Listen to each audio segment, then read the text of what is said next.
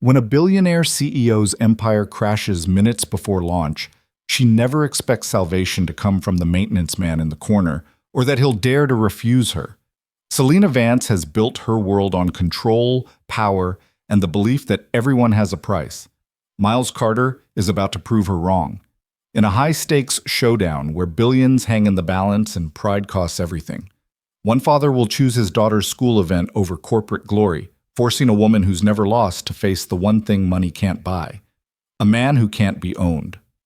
Stay until the end, hit that like button, and comment what city you're watching from so I can see how far this story travels. The 42nd floor of Nexus Technologies gleamed with the kind of aggressive modernity that screamed success. Floor-to-ceiling windows overlooking Seattle's skyline, Italian marble that clicked under designer heels, and enough steel and glass to build a small aircraft carrier.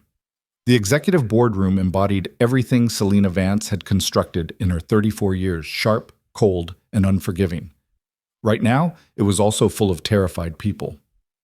"Explain to me," Selena said, her voice dropping to that particular register that made seasoned executives check their retirement portfolios. "How in the name of everything holy, our entire server infrastructure collapsed 18 minutes before the biggest product launch in this company's history?" She stood at the head of the obsidian conference table, perfectly still in a charcoal suit that probably cost more than most people's monthly rent. Her dark hair was pulled back in a style that suggested she'd murdered efficiency itself and worn its corpse as a crown. Everything about Selena Vance was deliberate, controlled, weaponized. Everything except the situation currently exploding in her face. Thomas Chen, her chief technology officer, looked like he was preparing for his own execution. "We're not entirely sure, Ms. Vance. The diagnostic team is running—" "Diagnostic?" Selena's laugh could have stripped paint. "Thomas, in 14 minutes, we're supposed to unveil Prism to 47 million viewers across 6 continents. Prism, the AI security platform we've spent 3 years and $200 million developing. The platform currently being demonstrated by our competitors in Tokyo, London, and San Francisco. The platform that will either make Nexus Technologies the global leader in cybersecurity or reduce us to a cautionary tale in business school textbooks." She let that hang in the air like a guillotine blade. "And you're telling me about diagnostics?" Victoria Sloan, the chief operating officer, cleared her throat carefully. She'd worked with Selena long enough to know when the ice was about to crack. "We've contacted our backup vendors. They're saying 4 to 6 hours minimum before—" 4 to 6 hours? Selena's fingers drummed once against the table, the only outward sign of the rage building behind her composed exterior. "By which time, our pre-orders will have evaporated, our investors will have crucified us in the press, and Titan Security will have absorbed our market share like Sherman through Georgia." She turned to face the windows, looking out over the city that had watched her build an empire from nothing. Orphaned at 16, hustled through state care, scholarships earned through sheer vicious determination, and an MBA from Stanford that she'd paid for by working 3 jobs and sleeping 4 hours a night. Every inch of Nexus Technologies was built on her refusal to be defeated by anything or anyone. The universe was testing that theory today. "I want solutions," she said quietly, which was somehow worse than the yelling. "Not excuses, not explanations, not corporate sympathy. Solutions. You have 60 seconds before I start making personnel decisions that will leave this room considerably emptier." The panic was palpable. Junior executives tried to disappear into their chairs. Thomas was typing frantically on his tablet, probably drafting his resignation letter. Victoria had that look of someone calculating whether her non-compete clause would survive legal challenge. And then, from the corner of the room near the service entrance, a voice spoke up. "I can fix it." Every head turned. Selena's eyes narrowed. Standing by the door, tools still in hand from whatever minor repair had brought him to the executive floor, was a maintenance worker. He wore navy coveralls with M Carter stitched over the pocket, work boots that had seen actual work, and an expression of complete calm that seemed wildly inappropriate for the crisis currently unfolding. For a moment, nobody spoke. It was like a janitor had walked into the Sistine Chapel and offered to touch up Michelangelo's work. Then Selena smiled. It wasn't a nice smile. I'm sorry, she said, her tone dripping with acidic politeness. I don't believe we've met. You are? Miles Carter, Facilities Maintenance. He said it simply, without embarrassment or apology. I've been working here for 3 years, and I can fix your server problem. The room rippled with uncomfortable laughter. Thomas actually put his face in his hands. Victoria looked away, already dissociating from the secondhand embarrassment. Selina walked toward Miles slowly, her heels marking time like a countdown. She stopped 3 feet away, studying him with the intensity of an entomologist examining a particularly odd specimen. He was probably around her age, maybe slightly older. Tall, with the kind of build that came from actual physical work rather than expensive gym memberships. Dark hair starting to show silver at the temples. Sharp cheekbones, steady dark eyes, and an absolutely infuriating lack of nervousness. Mr. Carter, she said softly, do you have any idea what's happening right now? Yes, ma'am. Your main server infrastructure has crashed, taking down your launch platform, customer database, and demonstration systems. You've got about 12 minutes before your global unveiling turns into a global embarrassment. The accuracy of his summary made several executives shift uncomfortably. Selina's smile widened. And you, a maintenance worker, believe you can solve a problem that our chief technology officer, our entire IT department, and 3 outside consulting firms cannot? Yes, ma'am. The sheer audacity of it was almost refreshing. Selina felt something stir in her chest. Not quite respect, but maybe distant cousin to it. Amusement, perhaps. Or the predatory satisfaction of a cat that's just noticed a mouse doing something unusually stupid. Tell me, Mr. Carter, she said, circling him slowly now. What makes you think you're qualified to touch our systems? Do you have a degree in computer science? Network engineering? Any relevant certifications? No, ma'am. No. She savored the word. So your qualifications are what, exactly? You're very good at changing light bulbs? Exceptional at unclogging toilets? A few nervous laughs rippled through the executives. Selina was performing now, and everyone knew it. This was the part she excelled at, the public dismantling of presumption, the demonstration of exactly why hierarchy existed and why people stayed in their designated places. Miles looked at her evenly. My qualifications are that I know what's wrong with your system, I know how to fix it, and I can do it in the time you have left. What you do with that information is up to you. The room went silent. Nobody talked to Selina Vance like that. Nobody. She leaned in closer, her voice dropping to an intimate whisper that somehow carried to every corner of the boardroom. You know what I think, Mr. Carter? I think you're bored. I think you're tired of being invisible, of pushing mop buckets and replacing ceiling tiles while important people do important work. I think you saw an opportunity to play hero, to have your little moment in the spotlight. She paused, letting the cruelty of it settle. So here's what we're going to do. I'm going to give you your moment. I'm going to let you try to fix our system. And when you fail, because you will fail, I'll have security escort you out, and you can go back to whatever it is maintenance workers do when they're not embarrassing themselves in executive boardrooms. Miles didn't flinch. And if I succeed, Selina's laugh was genuine now, delighted. If you succeed, if you, Mr. Carter, the maintenance man, somehow manage to save my company's $200 million launch in the next 11 minutes, I will personally write you a check for $1 million. The room gasped. Thomas looked like he'd been slapped. Victoria mouthed, "What are you doing?" But Selina ignored her. She was on a roll now, energized by her own performance. But here's the thing, that's not enough, is it? Money's too easy, too boring. So let's make this interesting. If you save my launch, Mr. Carter, I'll give you $1 million and a kiss. Right here, in front of everyone. Because when you accomplish the impossible, you deserve something memorable, don't you think? She said it loudly enough for the entire room to hear, deliberately crude, turning the moment into theater. Turning Miles into a spectacle, a joke, a man who would soon be humiliated for daring to reach above his station. This was what Selina Vance did. This was how she maintained control, by making examples of presumption, by demonstrating that the hierarchy existed for a reason, by crushing any challenge before it could take root. Miles looked at her for a long moment. Something flickered across his face, not Anger, exactly. Something deeper, sadder. Like he'd seen this play before and knew all the lines. "No deal," he said quietly. Selina blinked. "Excuse me?" "No deal, Ms. Vance. I'll fix your systems. I'll save your launch. But I won't do it for your money or your kiss or your public spectacle." He checked his watch, a cheap digital thing that probably came from a pharmacy.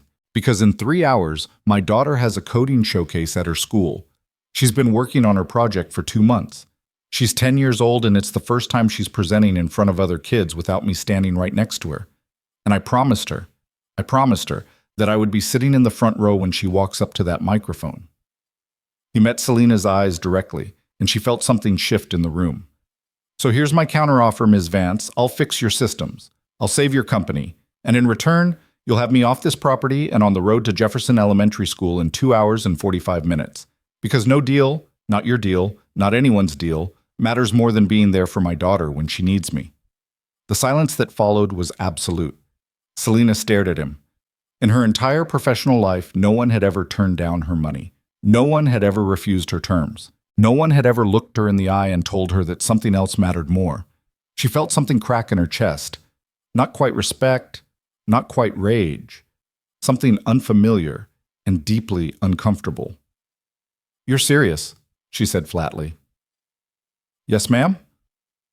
"You would walk away from $1 million to watch a child's school presentation." Without hesitation. Selina laughed, a short, sharp sound without humor.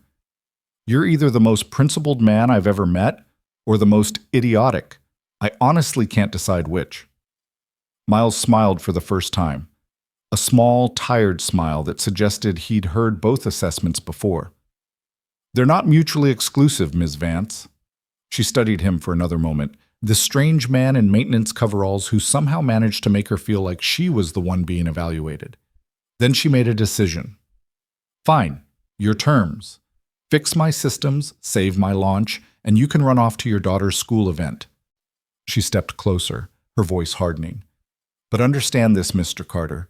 If you fail, if this is some elaborate waste of my time, I will personally ensure that you never work in this city again. I will burn your professional reputation so thoroughly that you'll be unemployable from here to the Canadian border. Are we clear?" "Crystal." "Good." She turned to Thomas. "Give him whatever access he needs. If he wants root access to the mainframe, give it to him. If he wants to rebuild the entire infrastructure from scratch, let him. Mr. Carter has 10 minutes to either save this company or destroy his future.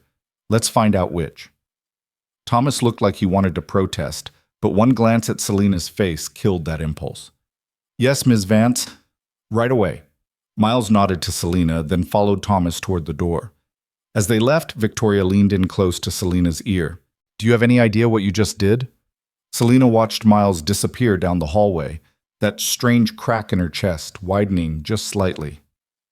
"Not even a little bit," she admitted.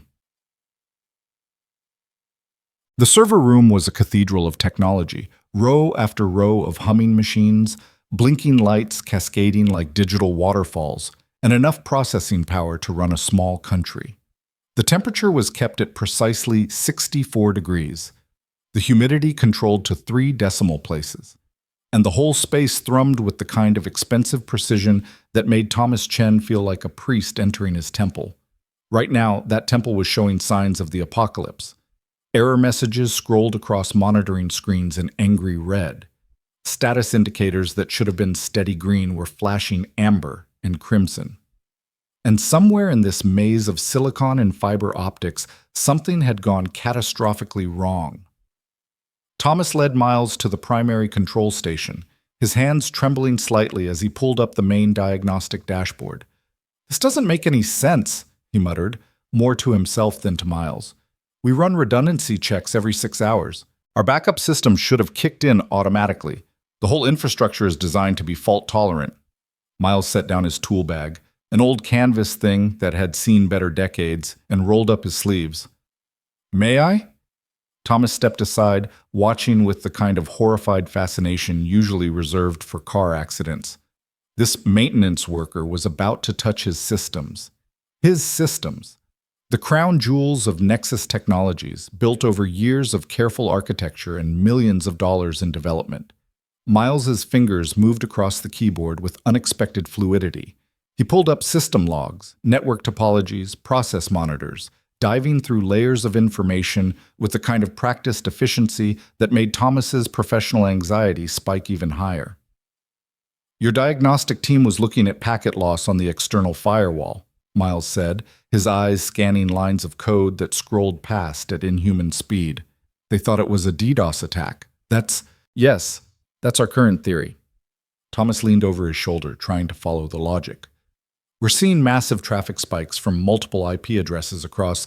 It's not an attack, Miles interrupted. It's a cascade failure in your load balancing algorithm. Someone updated the traffic distribution parameters 2 days ago, probably trying to optimize throughput. But they didn't account for the recursive loop created when your monitoring system tries to compensate for what it perceives as abnormal traffic patterns. He pulled up a section of code that Thomas had personally written 6 months ago. Your monitors see unusual distribution, try to rebalance, which creates more unusual patterns, which triggers more rebalancing, which creates more patterns. It's a feedback loop. The system is basically eating itself. Thomas stared at the screen, his professional pride warring with the sinking realization that Miles was absolutely right. The cascade pattern was there, clear as daylight once you knew where to look. How did you... He started, then stopped. Who are you? Miles didn't answer, his fingers already flying across the keyboard. I need to shut down the load balancer, manually distribute the traffic across your backup servers, and rewrite the monitoring algorithm to break the feedback loop. It's going to cause about 90 seconds of total system downtime, but that's better than the alternative. 90 seconds. Do you have any idea what could happen in 90 seconds? Active transactions, customer data in transit, the live demonstration systems will survive. Miles pulled up a secondary terminal, his hands working across 2 keyboards simultaneously now. I'll redirect active sessions to cached states, buffer any incoming requests, and bring everything back online in sequence. Data integrity will be maintained. Thomas watched, stunned, as Miles orchestrated what should have required a team of 6 engineers and several hours of planning. His fingers moved with absolute precision, no wasted motions, no hesitation. Code scrolled past. Complex, elegant, exactly the kind of battlefield-tested pragmatism that came from years of working under pressure. You've done this before, Thomas said quietly. Miles's jaw tightened, but he didn't look away from the screens. Once or twice. Where did you... Time check? Miles interrupted. Thomas glanced at his phone. 7 minutes to launch. Then we should probably focus on that instead of my resume. Miles hit a sequence of keys and suddenly every screen in the server room went black. Thomas's heart stopped. Complete system shutdown. Every nightmare scenario his professional paranoia had ever conjured crystallized into reality. If this didn't work, if Miles had just crashed their entire infrastructure beyond recovery, the silence stretched for 3 seconds. 5. 10. Then, like dawn breaking, the systems began coming back online. Steady green lights replaced angry red. Status indicators stabilized. Process monitors showed healthy, balanced traffic distribution. The endless error scrolling stopped, replaced by clean, normal operational logs. Miles stood back from the terminal, wiping his hands on his coveralls like he'd just finished fixing a leaky pipe instead of saving a multi-million-dollar technology launch. You should run a full diagnostic after the launch, he said calmly. Make sure everything's stable. And you'll want to implement rate limiting on your monitoring system to prevent this from happening again. Thomas stared at him. Who are you? Before Miles could answer, Selena's voice cut through the server room like a knife. That's an excellent question. She stood in the doorway, Victoria close behind her, both of them staring at the now stable monitoring screens with expressions of profound confusion. Ms. Vance, Thomas started. He did it. I don't know how, but he actually... I can see what he did, Thomas. Selena walked into the server room slowly, her heels clicking against the raised floor panels. She moved toward Miles like a predator circling prey, trying to understand what she was looking at. Mr. Carter, you seem to have accidentally saved my company. Yes, ma'am. In under 10 minutes. Yes, ma'am. After my entire IT department and 3 consulting firms said it was impossible. They probably would have figured it out eventually, Ms. Vance. I just had a different perspective. Selina stopped directly in front of him. Up close, without the performance of the boardroom, she could see details she'd missed before. The way his eyes carried weight, like someone who'd seen things he couldn't unsee. The precise, economical way he moved, nothing wasted. The calluses on his hands that spoke of years of physical work. But also, she noticed now, the subtle scarring across his knuckles that suggested something else entirely. Different perspective, she repeated softly. Is that what we're calling it? Miles checked his watch again. Ms. Vance, I kept my end of the agreement. Your systems are stable, your launch will proceed on schedule, and my work here is done. I need to leave now if I'm going to make it to my daughter's school on time. Something about the way he said it, so matter-of-fact, so absolutely unmoved by what he'd just accomplished, made Selina's chest tighten with that unfamiliar feeling again. Not quite yet, Mr. Carter. She moved closer into what most people would consider personal space. We had a deal, remember? I promised you $1 million and a kiss if you succeeded. Miles met her eyes steadily. I told you, I don't want your deal. But I'm a woman of my word. She reached up, her fingers hovering near his collar, close enough to feel the heat of him, but not quite touching. And I'm curious now.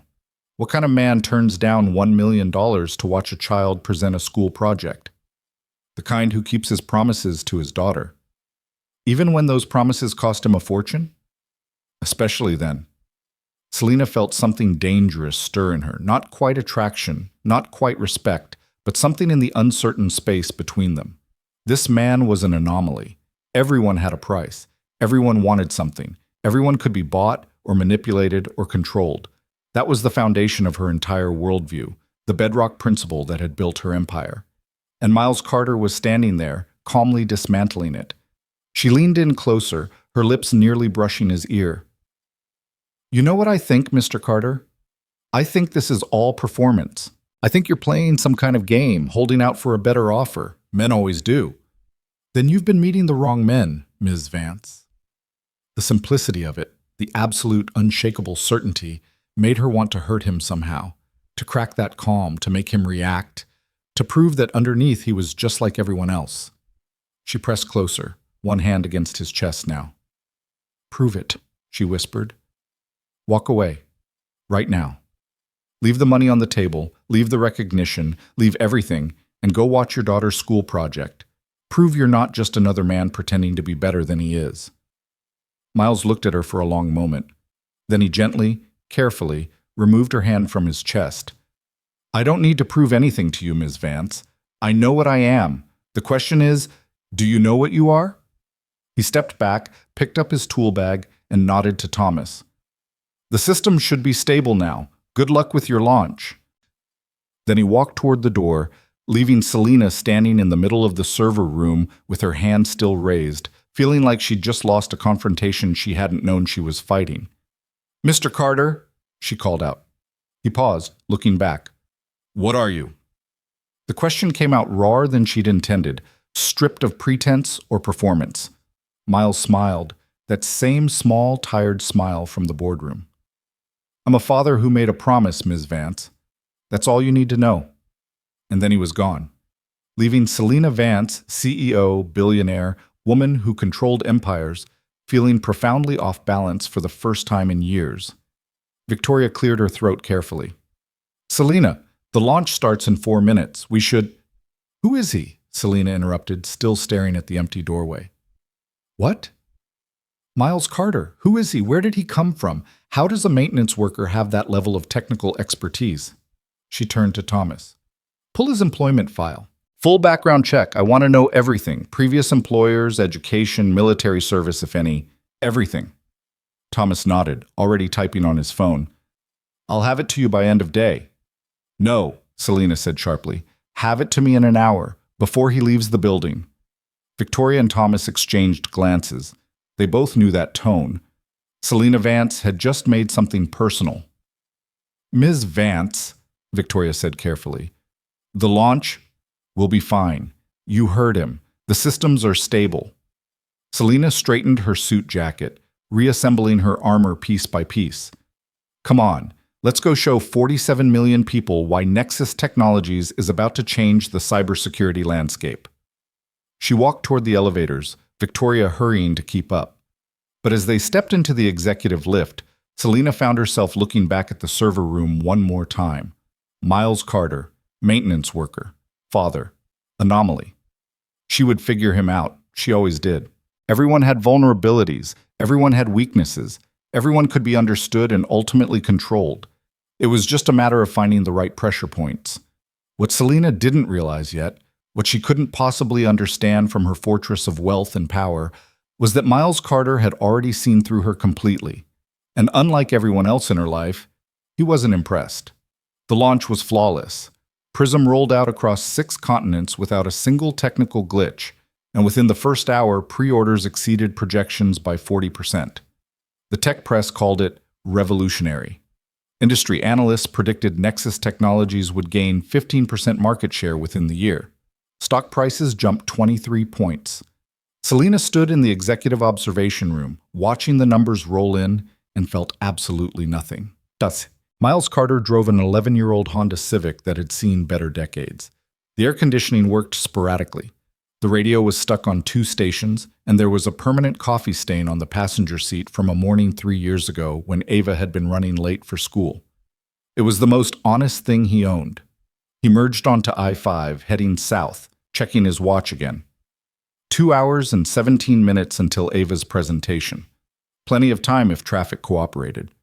He changed out of his work coveralls in the parking garage, now wearing jeans and the flannel shirt Ava had picked out for him last Christmas, dark blue with silver threads that she'd insisted made him look like a dad in a movie. His phone buzzed. Unknown number. He almost didn't answer, then thought better of it. Could be something about Ava. "This is Miles." "Mr. Carter," Selena Vance's voice, somehow even more commanding over the phone. "Congratulations are in order. Your little server room miracle worked. We're already exceeding projections." Miles merged into the right lane, keeping his voice neutral. "I'm glad it worked out, Miss Vance. If there's nothing else..." "Where are you?" "On my way to keep a promise." A pause. "Your daughter's school event." "Yes." "Mr. Carter, I need you to turn around and come back to Nexus. I've had my team pull your employment file, and there are some irregularities that we need to discuss." Miles felt ice form in his chest, but his voice remained steady. "What kind of irregularities?" "The kind that make me wonder why someone with your evident technical expertise is working maintenance for $14 an hour. The kind that make me curious about the 5-year gap in your employment history. The kind that..." She paused, and he could hear something shuffling in the background. "The kind that involve military service records that are largely redacted, and a security clearance level that most CIA analysts would envy." There it was. The past, catching up like it always did. "Ms. Vance, my employment history and personal background are my own business.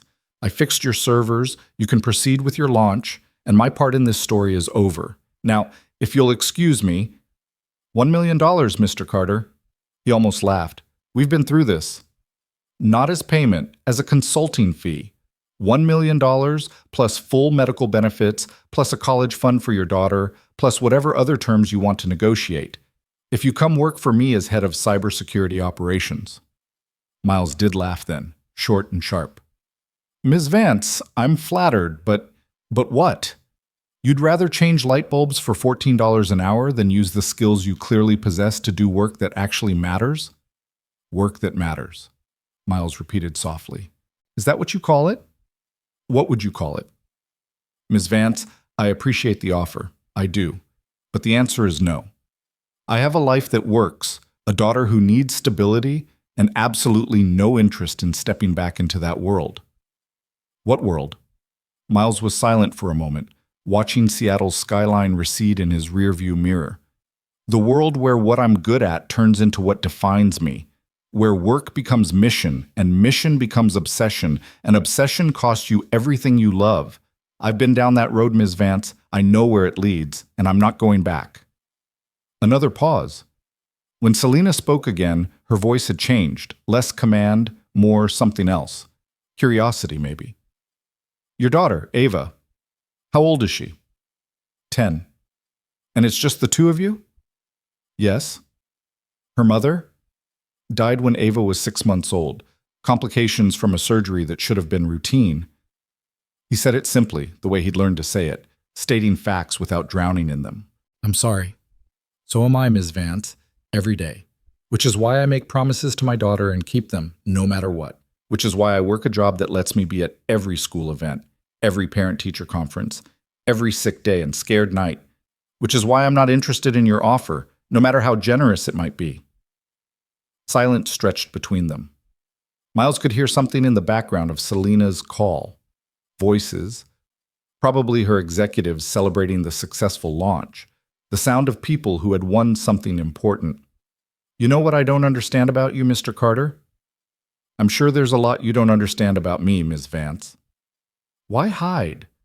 Why waste yourself in a job that uses maybe 5% of your capabilities? Why not find meaningful work that still allows you to be a good father? Miles thought about how to answer that. About trying to explain to someone like Selena Vance, someone who measured success in stock prices and market dominance, what it meant to measure success in a daughter's laugh, in homework finished without tears, in bedtime stories and Friday night pizza traditions.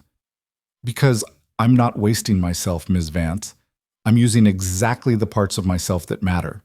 The rest, the skills you saw today, the technical expertise, the ability to solve impossible problems under pressure, those are tools I had to learn for a different life. A life that cost me things I'm still paying for. What did it cost you? Everything except Ava. And I'll never risk losing her, not for any amount of money or professional satisfaction or corporate glory. She's all I have left of her mother.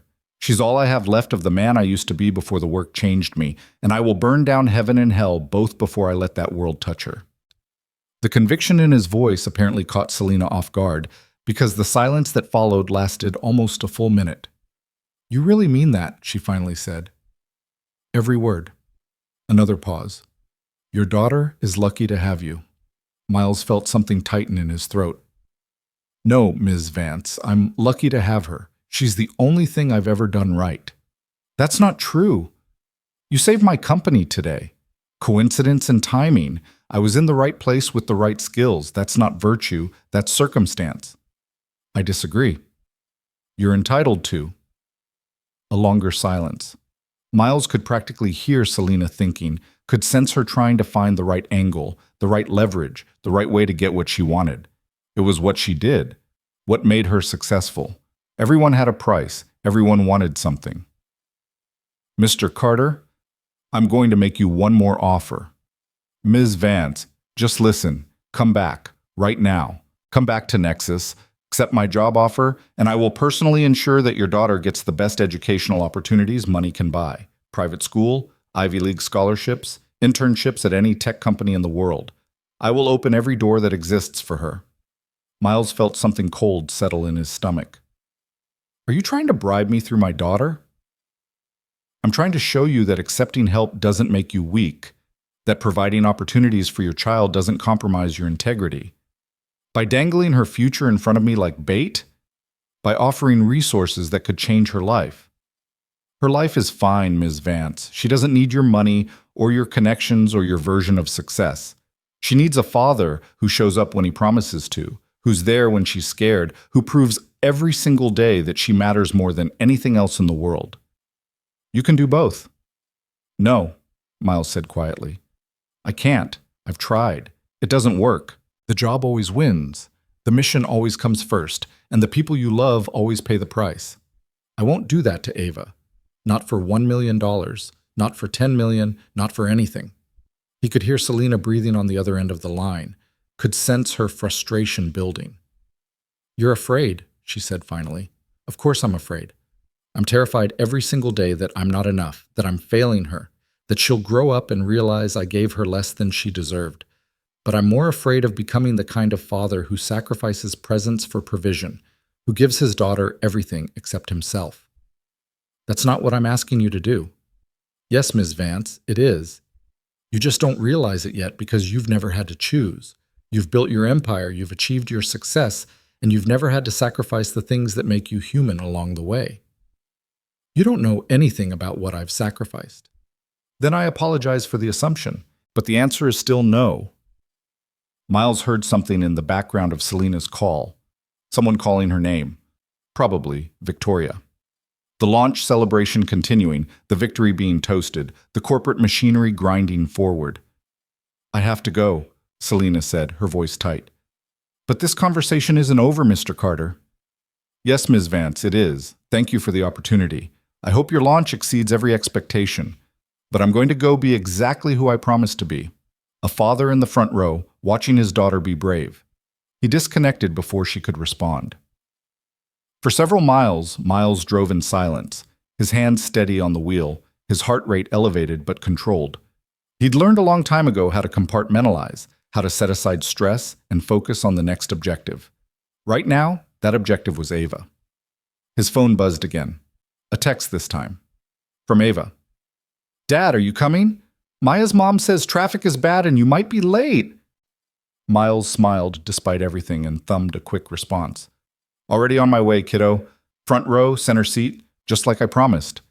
You're going to be amazing." 3 dots appeared immediately. Then, "I'm so nervous, Dad. What if I mess up?" Miles pulled into a rest stop, needing to give this his full attention. He called her instead of texting back. "Hey, Princess." "Dad!" Ava's voice was high and tight with anxiety. "What if I forget what to say? What if my code doesn't work? What if everyone laughs?" "Take a breath for me," Miles said gently. "Big breath in. That's it. Now let it out slow." He heard her breathing over the phone, could picture her in his mind. 10 years old, dark hair and the braids she'd learned to do herself last month, wearing the purple shirt she'd picked out special for today because purple was her favorite color and also the color of her program's interface. "Better?" he asked. "A little." "Okay. Now listen to me. You've been working on this project for 2 months. You've tested it 47 times. Yes, I've been counting. You know that code better than you know the lyrics to that song you've played 8,000 times in the car." Ava giggled despite her nerves. "It's a good song, Dad." "It's a terrible song, and you have terrible taste. But that's not the point. The point is, you are prepared. You are capable. And even if something goes wrong, even if the code crashes or you forget a line or something unexpected happens, you know how to handle it. Because I taught you the most important thing about being a real programmer." "What's that?" "Real programmers don't write perfect code. Real programmers write code that breaks in interesting ways, and then they fix it. It's not about being perfect, Ava. It's about being brave enough to try, smart enough to adapt, and resilient enough to keep going when things don't work exactly how you planned." Was silence for a moment, then, "Dad?" "Yeah, Princess?" "How do you always know what to say?" Miles felt his chest tighten with the familiar cocktail of love and terror that came with being solely responsible for another human's emotional development. "I don't, kiddo. I'm making it up as I go, just like everyone else. But I love you enough to try, and that counts for something." "I love you too, Dad. Are you really going to be there?" "Front row, center seat, I promise." "Okay." A deep breath. "I can do this." "I know you can. Now go show those kids how it's done." He could hear her confidence rebuilding, could sense the moment she decided to be brave. "See you in a little bit, Dad." "See you soon, Princess." He sat in the rest stop parking lot for a moment after disconnecting, letting himself feel the weight of what he'd just walked away from. $1 million. Job security. Opportunities for Ava that stretched beyond anything he could provide on $14 an hour. And yet, Miles looked down at his phone, at the lock screen photo of Ava holding up her first completed Python program, grinning like she'd just discovered fire. Taken 6 months ago, right before bedtime, both of them sitting on the worn couch in their small apartment while Ava explained, in exhaustive detail, exactly how her code worked. That moment, that perfectly ordinary, absolutely extraordinary moment of being present with his daughter while she discovered her own capability, that was worth more than any amount of money Selena Vance could offer. Miles pulled back onto the highway, leaving Seattle and Nexus Technologies and Selena Vance's world behind. He had 37 miles to cover and 93 minutes to do it in. He would make it. He always did.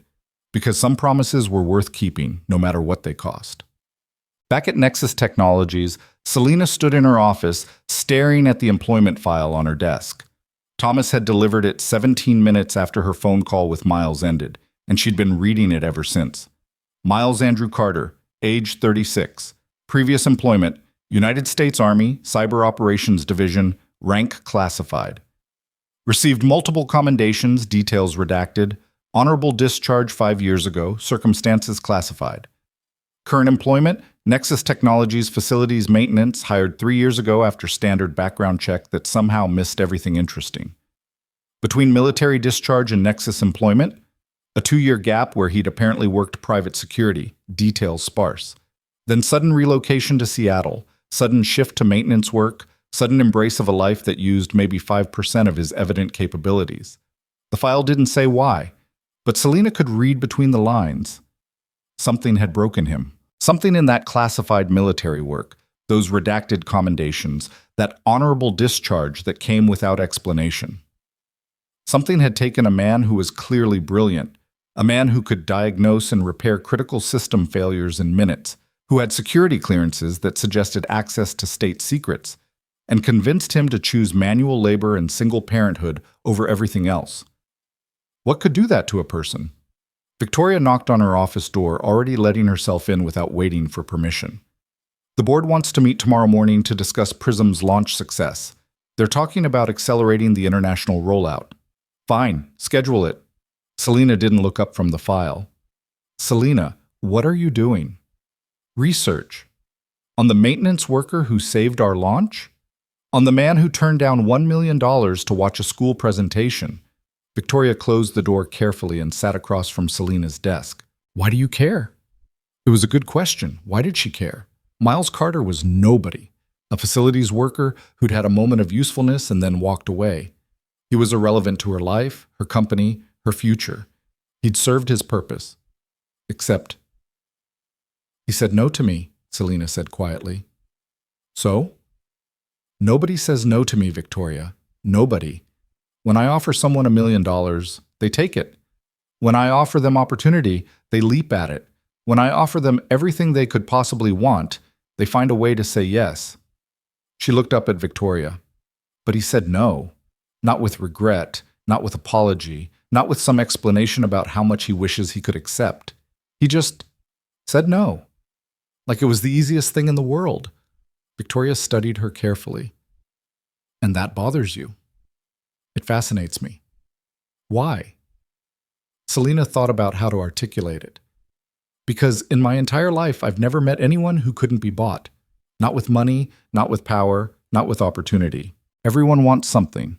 Everyone has a price. That's the fundamental principle that's driven everything I've built. Identify what people want and give it to them in exchange for what you need. And Miles Carter doesn't have a price. Or his price is something I don't understand how to offer. Selina closed the file.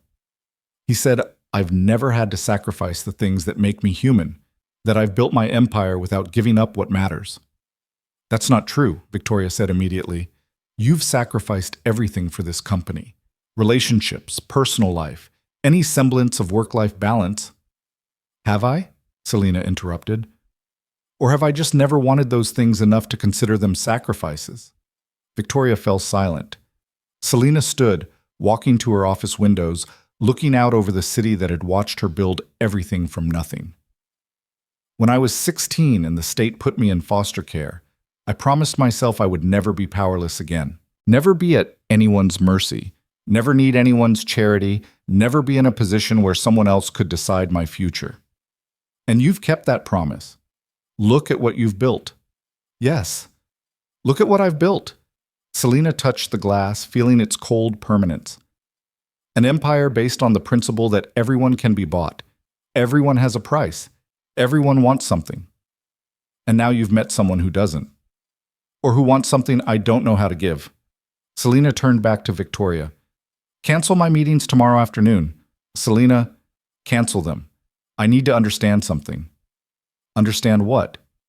What it takes to be the kind of person who walks away from everything I'm offering. Selina picked up the file again, looking at Miles Carter's last known address. What it takes to be the kind of person who keeps promises to his daughter at the cost of his own advancement. Victoria stood slowly. This is a bad idea. Probably. You're doing it anyway. Yes. Why? Selena looked at her oldest friend, her most trusted advisor, and told the truth. Because for the first time in 18 years, someone has made me feel like maybe I don't understand how the world works as well as I thought I did. And that terrifies me. So you're going to, what? Show up at his apartment? Stalk him? I'm going to figure out what I'm missing. What he sees that I don't. What kind of life he's built that's worth more than everything I'm offering. And then what? I don't know yet, Selena admitted, but I need to understand.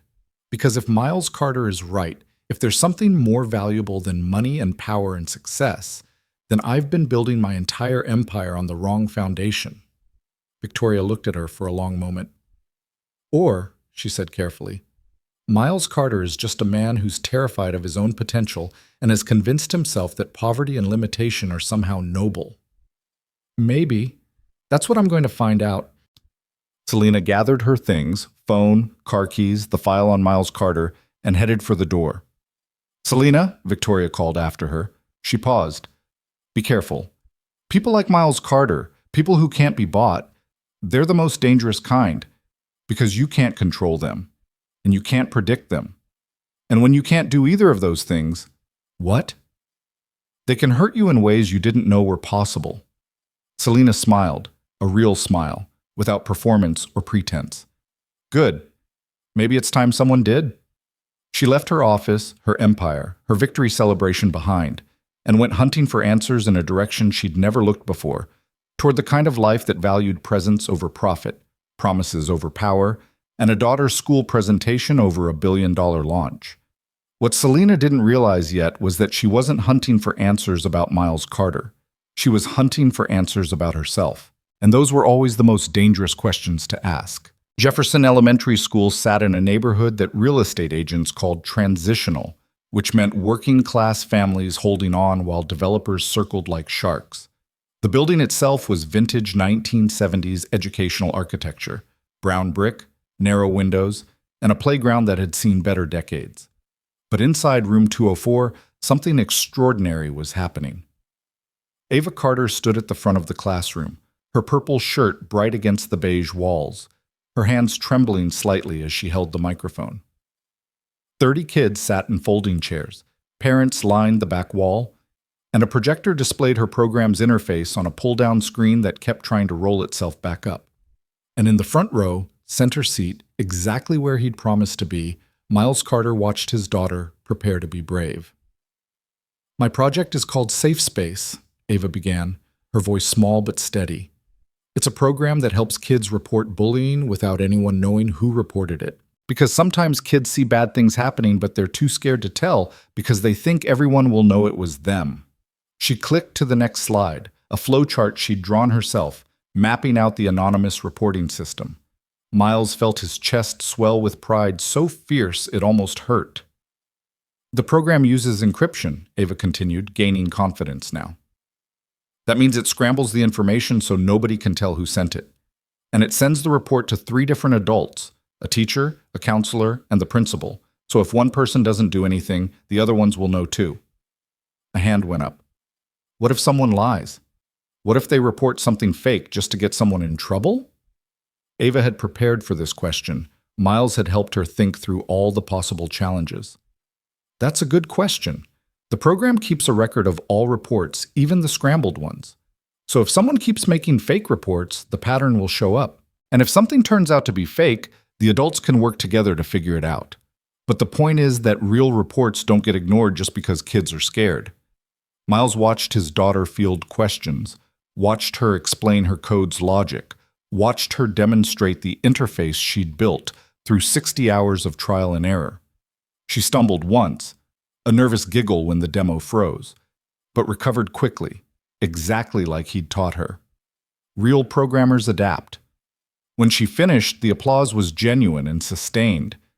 Ava's teacher, Mrs. Chen, pulled her aside afterward, talking animatedly about submitting the project to a regional youth technology competition. Maya's mom, the one who'd texted about traffic, caught Miles's eye and gave him a thumbs up. Miles felt something settle in his chest. That particular satisfaction that came from keeping promises that mattered. This moment, watching Ava glow with the pride of accomplishment, seeing her realize that her work had value, this was worth more than anything Selena Vance could have offered. He waited until Ava had finished talking with her teacher, until the other families had filtered out, until it was just the two of them in the emptying classroom. "So?" he asked, opening his arms. Ava crashed into him, wrapping her arms around his waist. "I did it, Dad. I really did it. You really did. I'm so proud of you, Princess." She pulled back, looking up at him with eyes that were so much like her mother's it sometimes stole his breath. "Were you nervous for me?" "Terrified. But I knew you could handle it."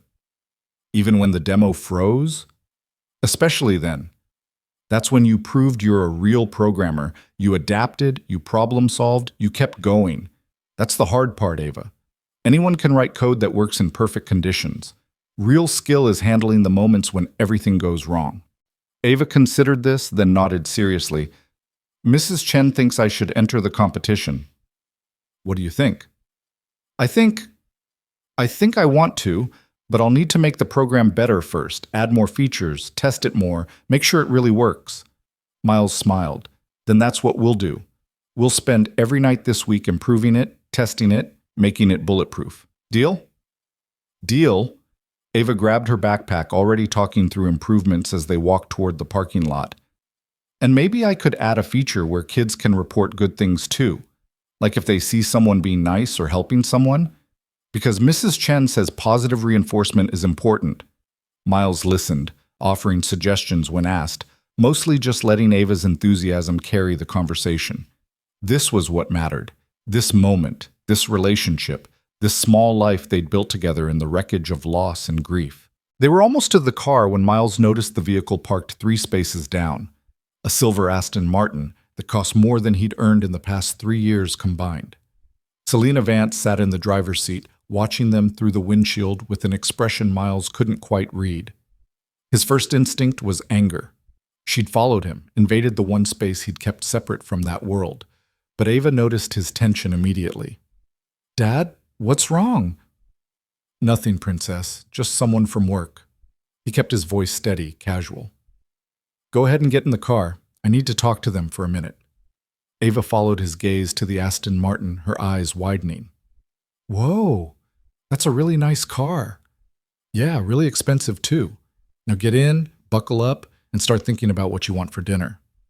"Pizza? We had pizza last Friday." "Pizza is good every Friday." Miles laughed despite the situation. "We'll discuss it. Now go on." He waited until Ava was safely in the Honda, then walked over to the Aston Martin. Selena rolled down the window, and Miles leaned against the doorframe, keeping his voice low and controlled. "Miss Vance, what are you doing here?" "Watching you keep a promise." She gestured toward the school building. "That's your daughter, Ava?" "Yes. And you need to leave. Now." "I'm parked on a public street, Mr. Carter. You followed me to my daughter's school. That's not research. That's stalking." Selena had the grace to look slightly uncomfortable. "I wanted to understand." "Understand what?" "What kind of man turns down everything I offered? What kind of life you've built that's worth more than $1 million? She paused. "What makes a daughter's school presentation matter more than saving a company?" Miles looked at her, really looked at her, and saw something he hadn't noticed before. Beneath the designer clothes and perfect makeup and carefully constructed armor, Selena Vance looked lost. "You want to understand?" he asked quietly. "Yes." "Then answer a question for me. When was the last time someone needed you to show up for them? Not for business, not for networking, not because you could do something for them. Just needed you to be there?" Selena was silent for a long moment. "I don't think anyone ever has." "Then you have your answer, Ms. Vance. That's the difference between your world and mine. In my world, promises matter more than profit. Presence matters more than power. And being there for one person who loves you matters more than being successful for millions who don't." He straightened up, preparing to leave, but Selena spoke again. "Teach me." Miles stopped. "What?" "Teach me. Show me how it works. Your world, your priorities, your life." She fumbled for words, which seemed deeply unfamiliar for her. I've spent 18 years building an empire based on certain principles. And then you walked into my boardroom and demonstrated that maybe those principles are incomplete. So teach me what I'm missing. Ms. Vance and Selena, please. The vulnerability in her voice was startling. I'm not here to offer you money or opportunities or anything you don't want. I'm here because you made me question everything I thought I understood about success. And I need to know if you're right. If there's something I've been sacrificing without realizing it. Miles glanced back at his car, where Ava was waiting. He should say no, should send Selena back to her world and keep his life separate, safe, uncomplicated. But there was something in her eyes, a genuine hunger for understanding, that reminded him of Ava asking questions about the world, trying to figure out how things fit together. And Miles had never been good at turning away people who genuinely wanted to learn. One dinner, he said finally. You, me, and Ava. Tomorrow night. We order pizza, we sit at a table that costs $20 at a garage sale, and you see what normal looks like. Then you go back to your empire and you never follow me to my daughter's school again. Deal? Selena smiled, a real smile, without calculation or performance. Deal. And Ms. Vance, if you hurt my daughter, if you treat her like a curiosity or a poverty case or anything other than a person worthy of respect, I will make it my life's mission to ensure you regret it. Are we clear? Crystal. Miles nodded and walked back to his car, feeling like he'd just made either the best decision or the worst mistake of his life. Time would tell which. Ava looked up from her phone as he got in. Who is that? Someone from work who wants to understand something. What does she want to understand? Miles started the engine, pulling out of the parking lot. What makes pizza on Friday nights more valuable than a billion-dollar company? Ava considered this. That's easy. Pizza is delicious, and Friday nights are for family. Exactly right, Princess. Exactly right. The next evening, Selena stood outside Miles's apartment building, experiencing something deeply unfamiliar, uncertainty about what to wear.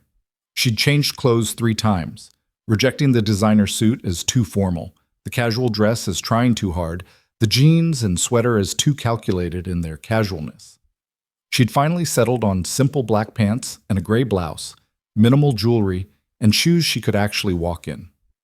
The building was in a neighborhood that probably looked better in daylight. 4 stories, exterior stairs, the kind of place where people hung laundry on balconies and kids rode bikes in the parking lot.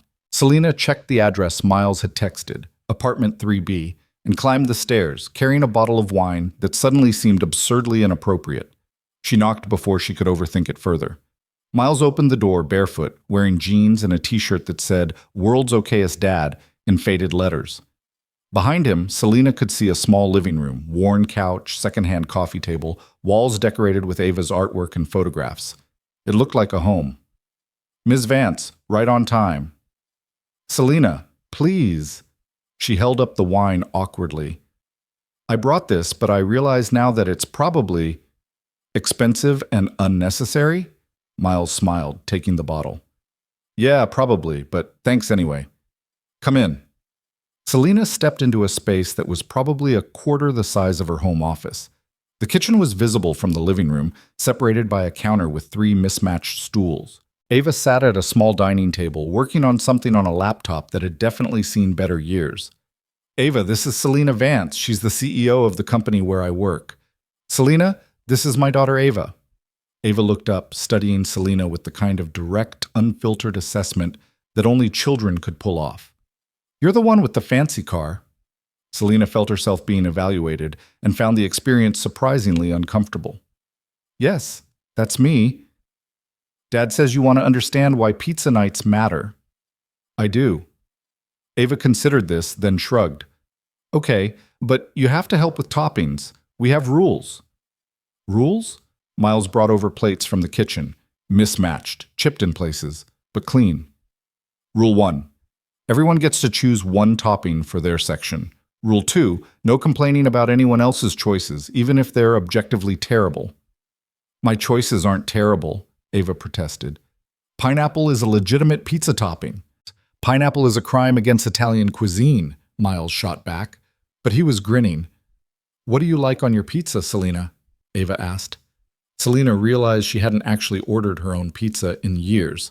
Her assistant handled food, corporate catering provided meals during long workdays, and business dinners happened at restaurants where she barely touched the food. I don't really know.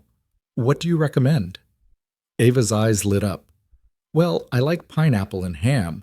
Dad likes mushrooms and peppers, which is boring, but whatever. And we always get half plain cheese for guests because Mom used to say that's polite. The casual reference to Ava's mother, spoken without sadness or weight, just as a fact about how things were, made something in Selina's chest tighten. Plain cheese sounds perfect, she said. They ordered from a place called Mario's that apparently knew their order by heart. Miles just said the usual plus a third cheese section, and the person on the other end confirmed the address without asking. While they waited, Ava showed Selina her safe space program, explaining the code's logic with the kind of patient enthusiasm usually reserved for favorite topics. See, this part here handles the encryption, Ava said, pointing to a block of code. Dad helped me understand how to implement it. The hard part was making sure the message could be read by the adults but not traced back to the sender. Selina leaned closer, genuinely interested. That's sophisticated work for a 10-year-old.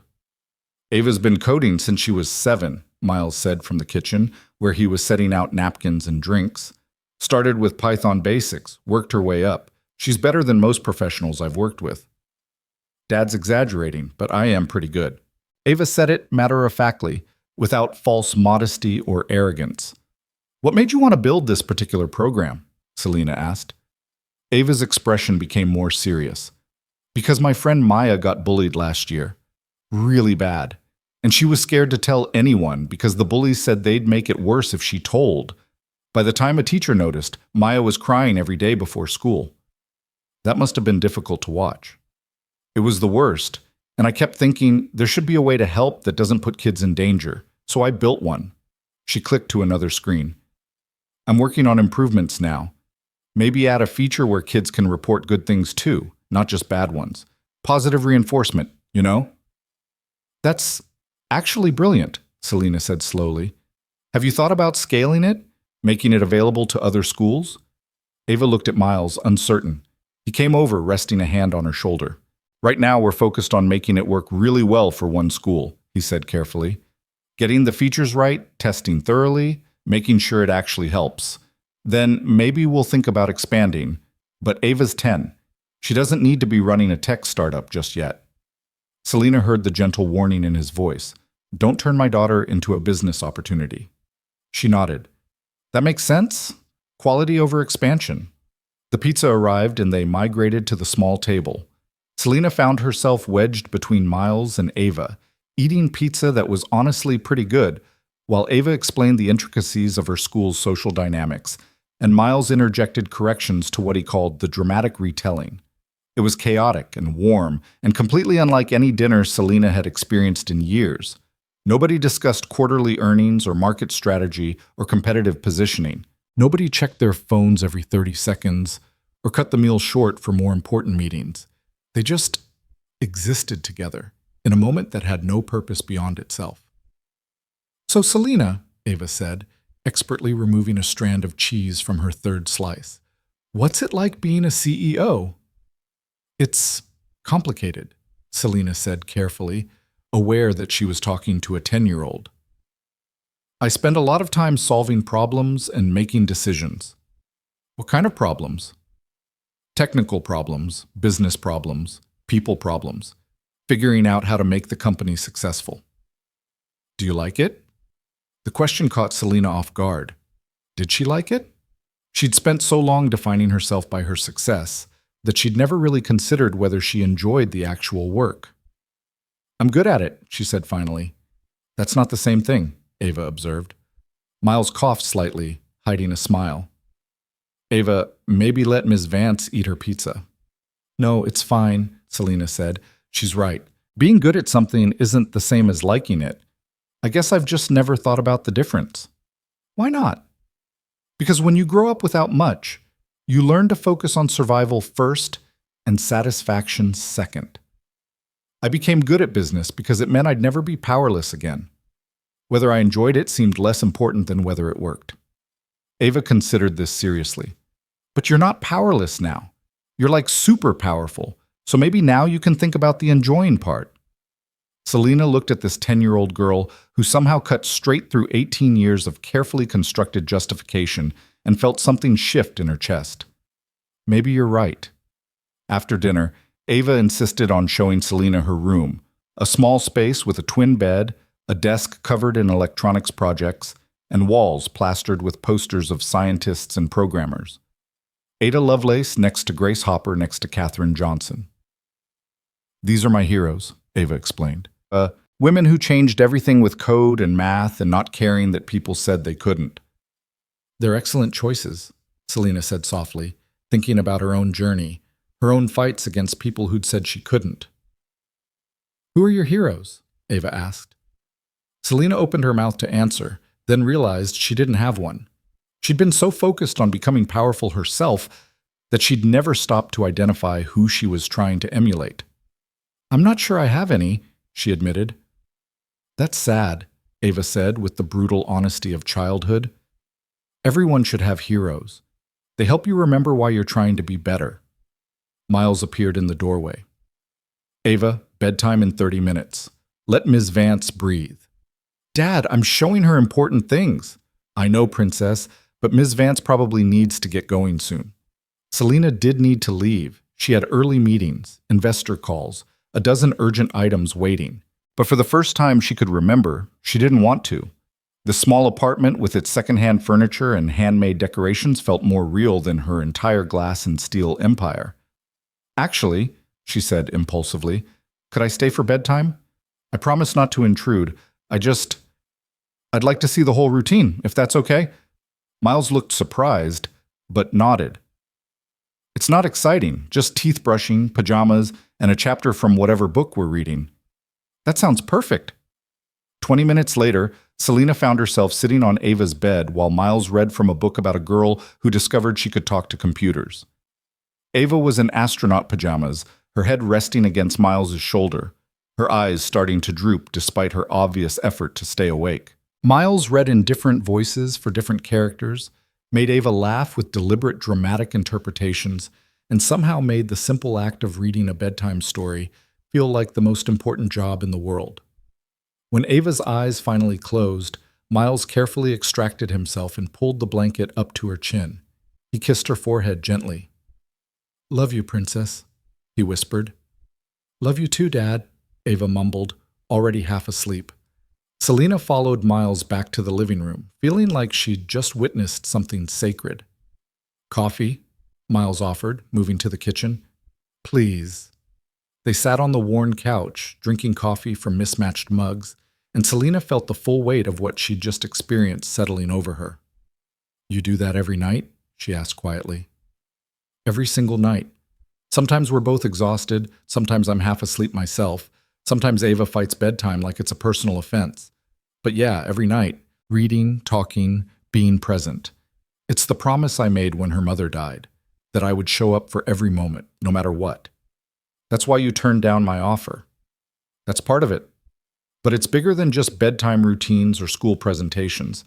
It's about choosing a life where my daughter knows, truly knows, that she matters more than anything else.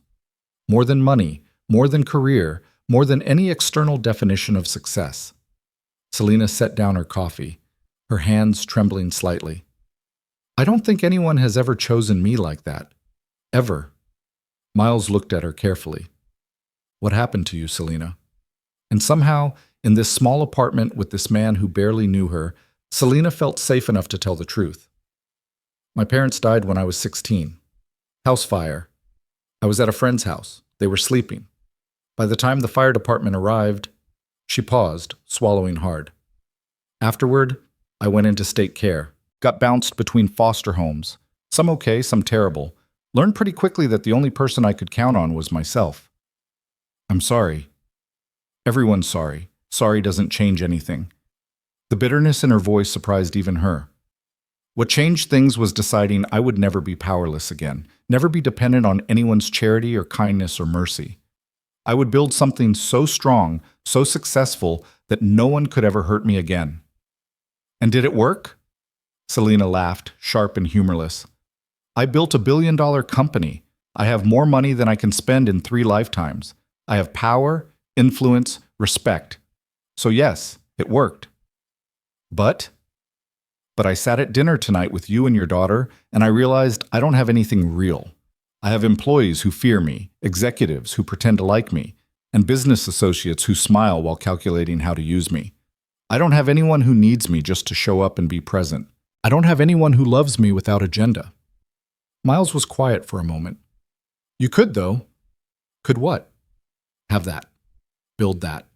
It's not too late. Isn't it? Selena looked at him, feeling more vulnerable than she had in years. I'm 34 years old, Miles. I've spent 18 years becoming someone who measures success in quarterly earnings and market domination. I don't know how to be any other way. So learn. You're clearly capable of learning. You built an empire from nothing. Apply that same drive to building a life instead of just a career. I wouldn't even know where to start. Miles smiled. Start small. Start with one person, one moment, one promise kept. You can't change everything overnight, but you can change something. And something is better than nothing. They sat in comfortable silence for a while, drinking coffee, existing in a moment without purpose or agenda. Selena found herself noticing details. The way Miles's apartment smelled like old books and fresh laundry, the soft sound of Ava's breathing from her bedroom, the complete absence of the ambient anxiety that usually filled her life. Thank you, she said finally, for letting me see this, for teaching me what I was missing. You're welcome, though I'm not sure I taught you anything. I think you already knew. You were just looking for permission to admit it. Selena stood, gathering her things. I should go. Early meetings tomorrow. Miles walked her to the door, then paused. Selena, one more thing. Yes? You asked what makes pizza nights more valuable than a billion-dollar company. The answer isn't the pizza. It's not even the specific tradition. It's the choice to prioritize presence over productivity, people over profit, moments over metrics. That's what I've built here with Ava. Not a perfect life, not an easy life, but a real one, where we show up for each other even when it's inconvenient, especially when it's inconvenient. Selena nodded, unable to trust her voice. You can build that too, Miles continued gently. It'll mean making different choices, maybe walking away from some things you've built, but it's possible, if you want it badly enough. I'm not sure I'm brave enough. Says the woman who built a tech empire from nothing. I think you're braver than you know. Selena left the apartment, walking down the exterior stairs to where her Aston Martin waited, suddenly garish and ridiculous in this neighborhood of practical cars and modest lives. She sat in the driver's seat for a long moment, not starting the engine, just processing everything she'd experienced. She'd walked into that apartment expecting to understand what Miles had that made him turn down her offer. She'd left understanding what she lacked that made the offer meaningless.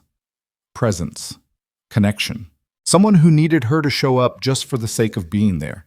She'd built an empire but forgotten to build a life. The question was, could she change?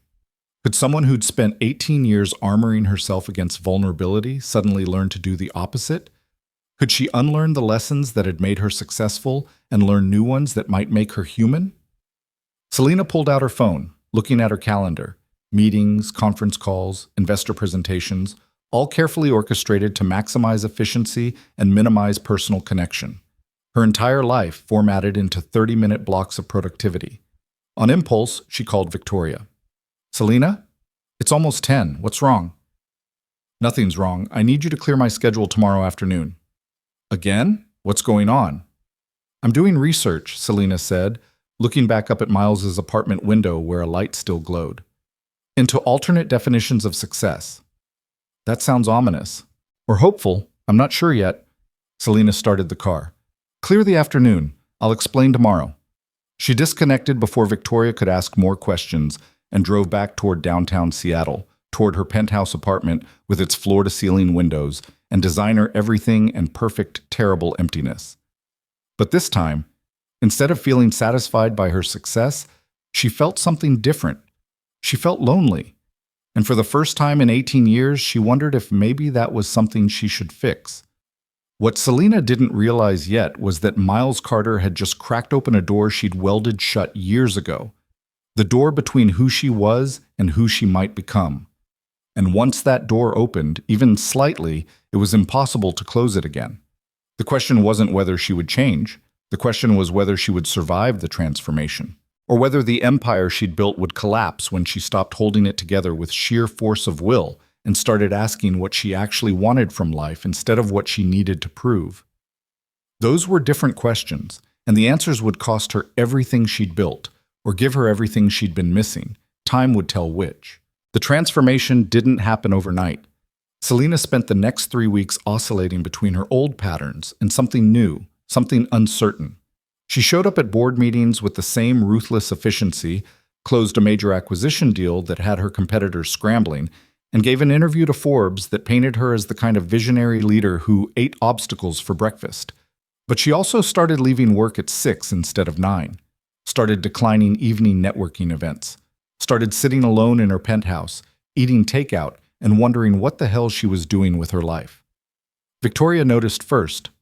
"You're different," she said one afternoon, standing in Selena's office doorway with a tablet full of quarterly projections.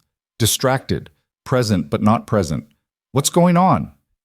Selena looked up from her computer where she'd been staring at the same spreadsheet for 20 minutes without actually seeing it. "Do you have anyone who needs you, Victoria? Not professionally, not because you're useful, just needs you to show up?" Victoria blinked. "Where is this coming from?" "Answer the question." "My sister calls me when she fights with her husband. Does that count?" "And do you go?" "Sometimes, when I can fit it in." "When you can fit it in," Selena repeated softly. "Not because she needs you, but when it's convenient for your schedule." Victoria set down the tablet, her expression shifting from confusion to concern. "Selena, what happened at that maintenance worker's apartment? You've been different ever since.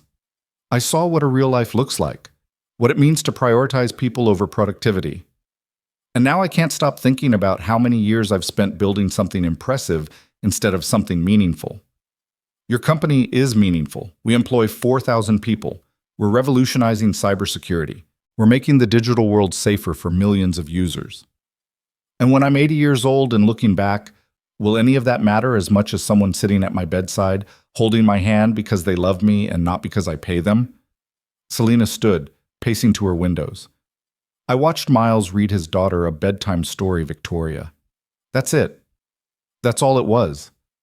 And it felt more real than anything I've accomplished in 18 years. Victoria was quiet for a long moment. "So what are you going to do?" "I have no idea." 2 days later, Selena found herself doing something she'd sworn she'd never do, standing outside Jefferson Elementary School again, this time with explicit permission. She'd called Miles the night before, her voice uncertain in ways that still felt foreign. "I want to sponsor Ava's tech program," she'd said, "not as charity, not as some grand gesture. I want to do something that matters to someone who matters. Is that okay?" Miles had been silent for so long she'd thought he'd hung up. Then, "What does sponsoring mean exactly?" "Equipment upgrades, software licenses, maybe funding for the regional competition if Ava wants to enter." "I'm not trying to buy my way into your life, Miles. I'm trying to figure out how to use what I have in ways that actually help people instead of just making my balance sheet look better." Another long pause. "Let me talk to Ava. If she's comfortable with it, then okay." Now Selena stood in the school's computer lab, watching Ava and 5 other kids explore the new laptops and software packages that had arrived that morning. The total cost was barely a rounding error in Nexus Technologies' quarterly budget, but the kids acted like she'd delivered Christmas early. "This is the professional version," one boy said, his eyes wide as he scrolled through features. "My dad says this costs like $1,000. More like $1,500, another kid corrected. "My cousin's company uses it." Ava looked up at Selena, her expression serious.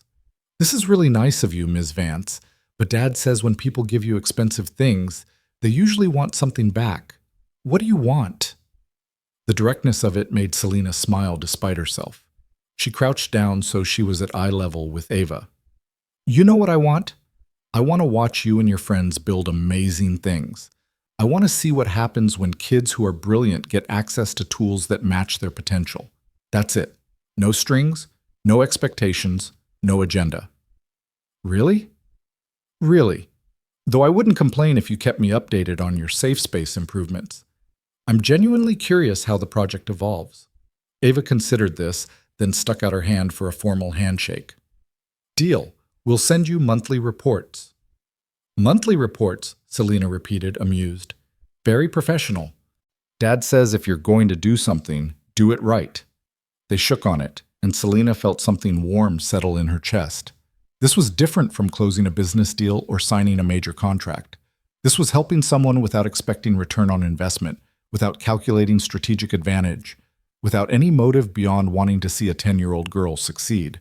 Miles appeared in the doorway, still in his work coveralls, and caught Selena's eye. He nodded once, acknowledgement, maybe approval, and Selena felt absurdly pleased by his reaction. After the kids returned to their projects, Miles walked her out to the parking lot. That was a good thing you did, he said simply. It was easy. Too easy, actually. Makes me wonder why I haven't been doing things like this all along. Because you've been focused on building an empire. That takes different priorities. Selena leaned against her car, feeling the afternoon sun warm on her face. Can I ask you something? Sure. How did you do it? How did you walk away from whatever life you had before and choose this one? Because I'm starting to understand what I'm missing, but I have no idea how to get from where I am to where you are. Miles looked out over the school playground, where kids were running and screaming with the kind of unself-conscious joy that adults forgot how to access. I didn't walk away because I wanted to. I walked away because I had to, because the work I was doing was eating me alive, turning me into someone I didn't recognize. And when Ava's mother died, I realized I had a choice. Keep being that person and lose my daughter too, or burn it all down and start over.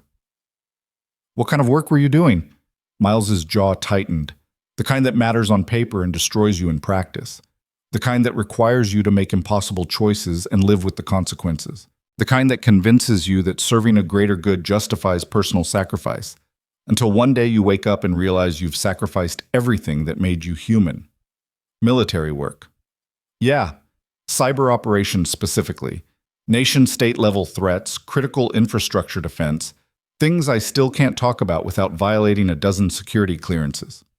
He looked at her directly. I was good at it, Selena. Really good.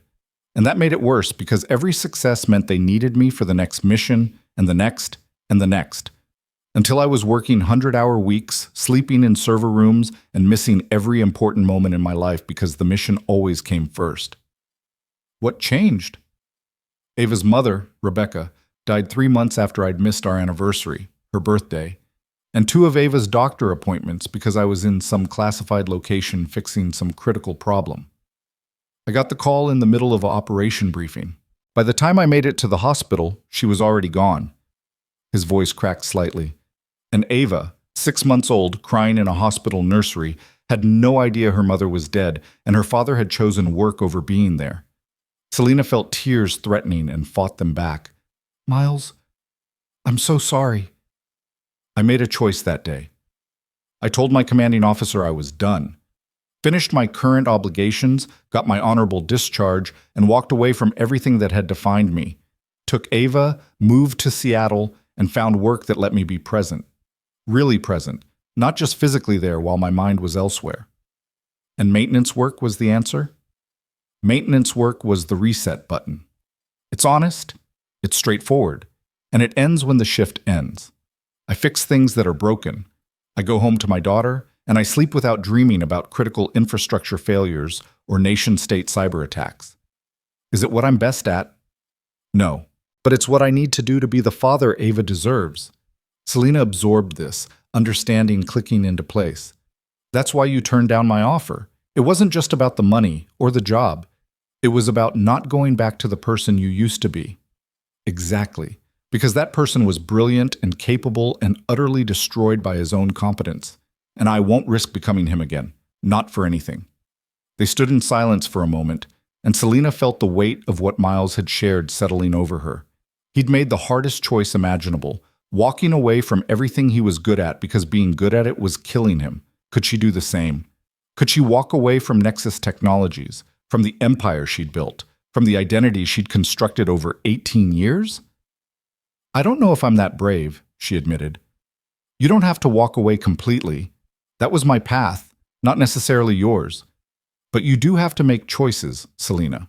You have to decide what matters more, the empire or the life, the success or the connection. And you have to live with those choices every single day. What if I make the wrong choice? Miles smiled. Then you make a different choice tomorrow. That's the secret nobody tells you. You're not making one big decision that defines everything. You're making 1,000 small decisions every day about where your attention goes and what you prioritize. String enough of those small decisions together, and eventually they become a life. Selena's phone buzzed. Victoria, with the sixth urgent message of the afternoon. Board meeting in an hour. Investor call immediately after. Crisis in the European division requiring immediate attention. The machinery of her empire demanding she return and tend to it. She silenced the phone without reading the rest. Can I ask you one more favor? She said. Depends what it is. Teach me how to make those small decisions. Not through advice or philosophy, but through practice. Let me see how you actually do it. The daily choices, the moment-to-moment prioritization. I need to understand it in practice, not just theory. Miles studied her carefully. You're asking to shadow my life? I'm asking to learn from someone who's figured out something I haven't. Is that too strange? It's definitely strange, but okay. Saturday. You, me, and Ava. Full day of normal life. Fair warning, though. Normal life is spectacularly boring by your standards. I'm counting on it. Saturday morning arrived gray and drizzly, Seattle weather at its most persistently damp. Selena showed up at Miles's apartment at 8, wearing jeans that had cost more than most people's monthly car payments, but at least looked relatively normal. Miles answered the door in sweatpants and an old Marines t-shirt, holding a cup of coffee, and looking significantly less awake than she'd expected. Morning, he mumbled. Ava's still sleeping. Kids' theater of the morning routine starts in about 20 minutes. Kids' theater? You'll see. Selena followed him into the kitchen, accepting coffee in the same mismatched mug from her first visit. The apartment looked lived in ways her penthouse never did. Dishes in the sink, Ava's homework spread across the counter, a basket of laundry waiting to be folded. Evidence of actual human habitation instead of designer perfection. So, what's the plan for today? She asked. Miles checked a handwritten list stuck to the refrigerator with a magnet shaped like a robot. Grocery shopping, library run. Ava's friend Maya is coming over this afternoon for a study session, and we need to fix the leak under the bathroom sink. Thrilling stuff. Sounds perfect. Right on schedule, Ava emerged from her bedroom, shuffling toward them with her hair in complete disarray and wearing pajamas inside out. She stopped when she saw Selena, blinked twice, then continued to the refrigerator. There's a strange lady in our kitchen, she announced to Miles. That's Ms. Vance. We talked about this. Right, the CEO lady who wants to learn about normal life. Ava retrieved orange juice, drank directly from the container, and ignored Miles's disapproving look. Why? Because I'm curious how your dad manages everything so well. Ava considered this while chewing a piece of toast she'd materialized from somewhere. He doesn't manage everything well. Last week he forgot to buy milk 3 times. And he puts the laundry in the dryer but forgets to turn the dryer on, so the clothes just sit there getting weird smells. Ava, Miles said warningly. What? You said we should be honest with guests. Selena laughed, genuinely delighted. I appreciate the honesty. An hour later, they were at the grocery store, and Selena was experiencing retail shopping for the first time in years. She'd forgotten that normal people navigated crowded aisles, compared prices, used coupons clipped from newspapers. Her world had become so insulated. Assistants handled household needs, corporate catering provided meals, restaurants delivered anything else, that she'd lost touch with the practical mechanics of daily life. This brand is cheaper, but that brand tastes better, Ava explained, pointing at pasta sauce options. So we get the cheaper one, and Dad adds extra garlic and basil to make it taste like the expensive one. Smart, Selena said. It's called being broke, Ava said cheerfully. Dad says there's no shame in it as long as we're smart about money. Miles appeared with a cart half full of practical items. Nothing processed or convenient, mostly raw ingredients that would require actual cooking. Ava, grab 2 cans of tomatoes and check if the store brand is on sale. On it. Selena watched this choreographed dance of practical domesticity, Miles and Ava moving through the store with practiced efficiency, making decisions based on price per ounce calculations and meal planning. It was so far removed from her world of expense accounts and corporate cards that it felt almost anthropological. "You do this every week?" she asked Miles. "Every Saturday, sometimes twice if we run out of essentials midweek." He compared prices on chicken breasts, chose the family pack because it was more economical, and added it to the cart. "It's not glamorous, but it works." "And Ava helps with all of this?" "Ava helps with everything. Cooking, cleaning, budgeting, planning. She's part of this family, which means she's part of maintaining it. Real life isn't something you do for kids, it's something you do with them." They moved to produce, where Miles taught Selena how to pick ripe avocados and explained why buying whole vegetables and cutting them yourself saved significant money over pre-cut options. Ava contributed running commentary about which vegetables were gross, which ones were acceptable under duress, and which ones she'd actually eat without complaint. At checkout, Miles used a combination of coupons, a store loyalty card, and careful calculation to bring the total down. The final amount, $83 for a full week of groceries, was less than Selena typically spent on a single business lunch. "How do you make $83 feed 2 people for a week?" she asked as they loaded bags into Miles's trunk. "Practice, planning, and creativity. Bulk proteins, versatile vegetables, staple ingredients that can become different meals. It's not hard once you learn the rhythm." The library was next, and Selena found herself in a place she hadn't visited since college. Ava moved through the stacks with the confidence of regular patronage, pulling books on advanced programming concepts, a fantasy novel her friend had recommended, and a biography of Margaret Hamilton. "Who's Margaret Hamilton?" Selena asked. Ava looked at her like she'd just admitted to not knowing what computers were. "Only the software engineer who wrote the code for the Apollo moon landing. She invented the term software engineering. She's literally one of the most important computer scientists ever." "Sorry, I should have known that." "It's okay. Lots of people don't know about the women who built technology. That's why I'm reading all their stories, so I don't forget that women have always been doing this work, even when people tried to make us invisible." Miles ruffled her hair affectionately. "That's my girl, fighting historical erasure one library book at a time." They checked out their books. "Free," Selena noted, in stark contrast to the $500 textbook she'd bought in business school, and headed back to the apartment. Maya arrived shortly after, a bright-eyed 10-year-old who immediately dragged Ava into deep conversation about their upcoming coding competition. Selena found herself sitting at the kitchen table with Miles, ostensibly helping him plan the week's meals, but mostly just watching him work.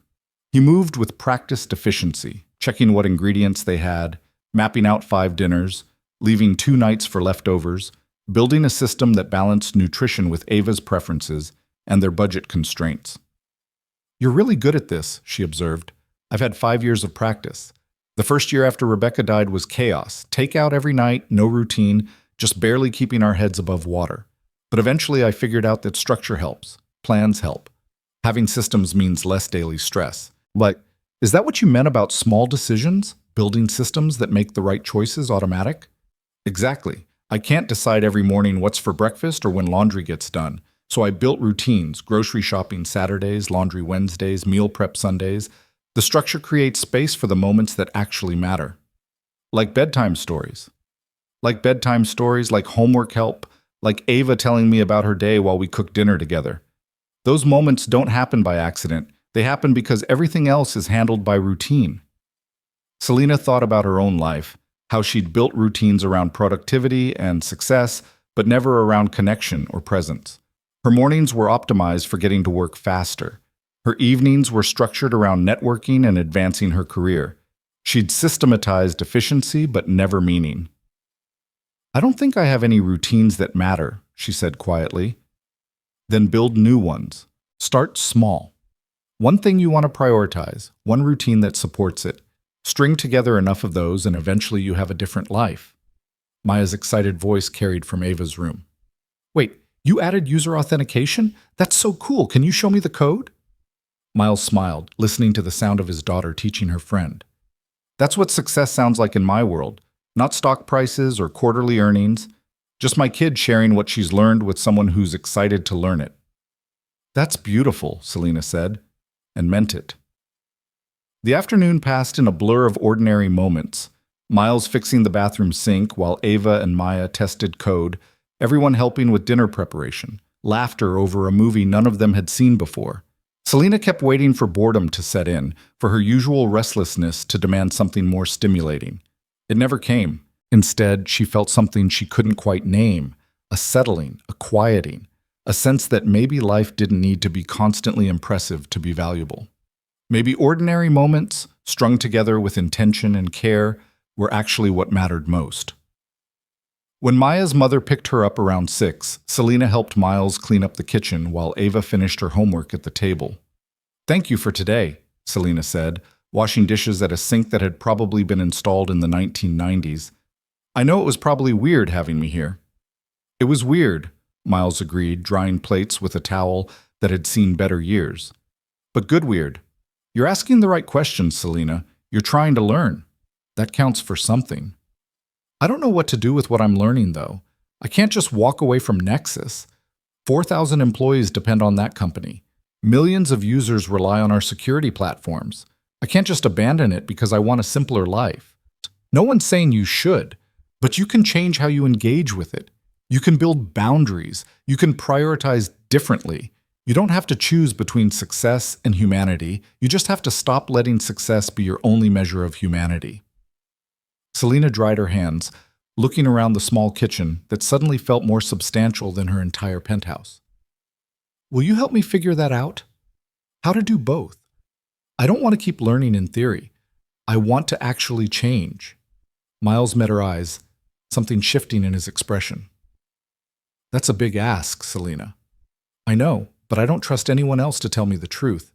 Everyone in my world has an agenda, wants something from me, sees me as useful rather than human. You're the only person I've met in years who's completely honest with me. Even when that honesty is uncomfortable? Especially then." Miles considered this for a long moment. Ava looked up from her homework, sensing the weight of the conversation. "What's going on?" she asked. "Ms. Vance is asking if I can help her learn to be less of a workaholic," Miles explained. Ava studied Selena with that direct, assessing gaze. "Are you going to listen? Because Dad says you can give people advice, but you can't make them follow it." "I'm going to listen," Selena promised. "Really listen, even when it's hard."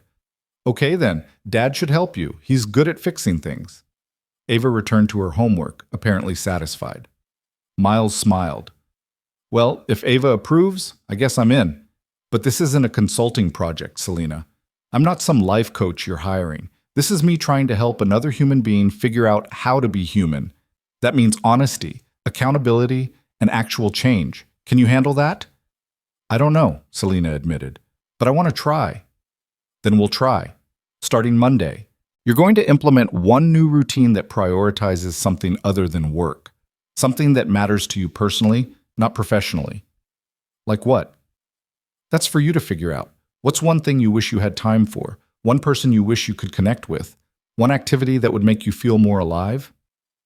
Selena thought about this, really thought about it. What did she want that had nothing to do with Nexus Technologies or quarterly earnings or market dominance? What would make her feel human instead of successful? "My sister," she said suddenly. "I have a younger sister in Portland. We haven't spoken in 3 years because I've been too busy. She stopped calling after I missed her wedding because of an investor meeting. There's your routine. Weekly calls with your sister. Same time, same day, no exceptions." "What if she won't talk to me?" "Then you keep calling until she does. That's what commitment looks like, showing up consistently, even when it's uncomfortable, until the relationship heals." Selena felt something flutter in her chest, fear maybe, or hope. "Okay. Sunday evenings. I'll call her every Sunday evening." "Good. That's your first small decision. Make it consistently, and eventually it becomes part of who you are instead of just something you're trying." They finished cleaning the kitchen, and Selena prepared to leave, gathering her coat and car keys. But at the door, she paused. "Miles, can I ask one more thing?" "Sure." "Why are you doing this?" "Helping me, I mean. You could have sent me away, kept your life separate from mine. Why invest time in helping someone who represents everything you walked away from?"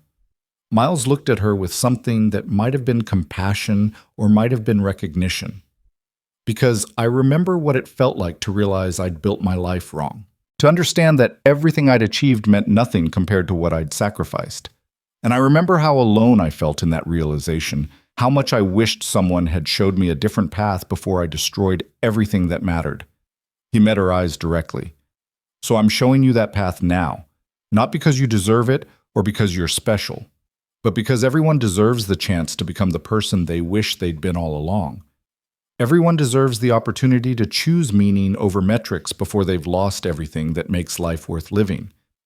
Selena felt tears threaten again and fought them back. "Thank you. Don't thank me yet. Thank me when you've actually changed, when you've done the hard work of becoming someone different. Until then, it's just good intentions."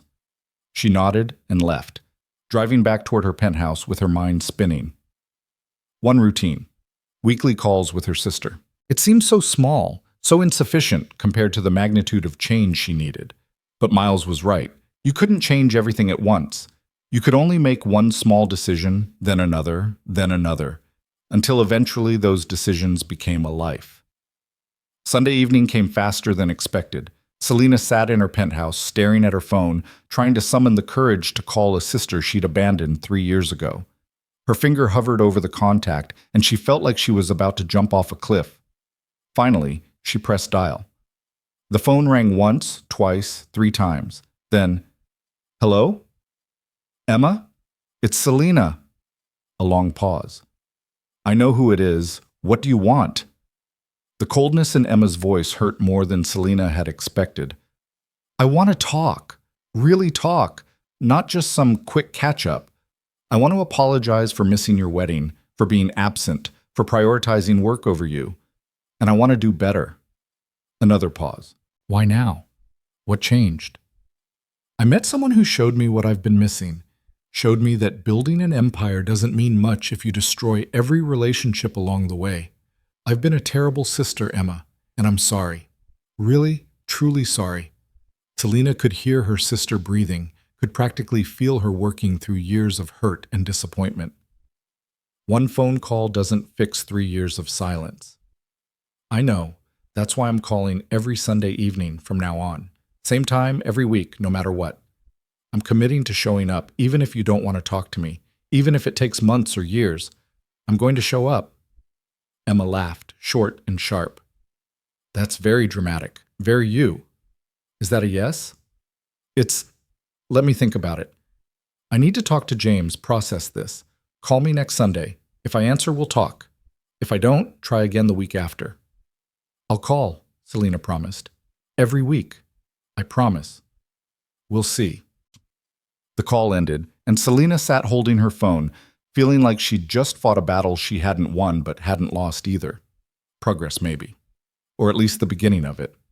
She texted Miles, made the first call. She's thinking about it. This is harder than I expected. His response came quickly. "Good. If it was easy, it wouldn't be worth doing. Keep calling." Selena set down her phone and walked to her windows, looking out over Seattle's glittering skyline. Somewhere out there, Miles was probably reading Ava a bedtime story. Emma was probably discussing with her husband whether to forgive a sister who'd chosen work over family for years. And Selena was standing in her perfect penthouse, finally understanding that she'd built a beautiful prison and called it success. The question was whether she had the courage to walk out of it, whether she could transform from the person she'd become into the person she should have been all along, whether meaning could replace metrics before she ran out of time to discover what mattered. "Small decisions," Miles had said, one after another, until they became a life. Selena thought she was starting to understand, but understanding and doing were different things. And the hardest part was just beginning. 3 weeks of Sunday phone calls passed before Emma finally agreed to meet in person. 3 weeks of awkward conversations that started with silence and ended with tentative progress. 3 weeks of Selena showing up consistently, exactly as she'd promised, while Emma tested whether this change was real or just another temporary performance. The coffee shop Emma chose was in Portland's Pearl District, deliberately inconvenient for Selena to reach, probably a test of commitment. Selena arrived 15 minutes early anyway, ordered tea she wouldn't drink, and tried to calm the nervousness fluttering in her chest. Emma walked in exactly on time, and Selena felt her breath catch. Her younger sister had changed, older obviously, but also more settled, more confident. The uncertain 22-year-old who'd called constantly during college had become a woman who'd learned to stop needing people who wouldn't show up. "You came," Emma said, sliding into the booth across from her. "I said I would." "You've said a lot of things over the years." "Fair point."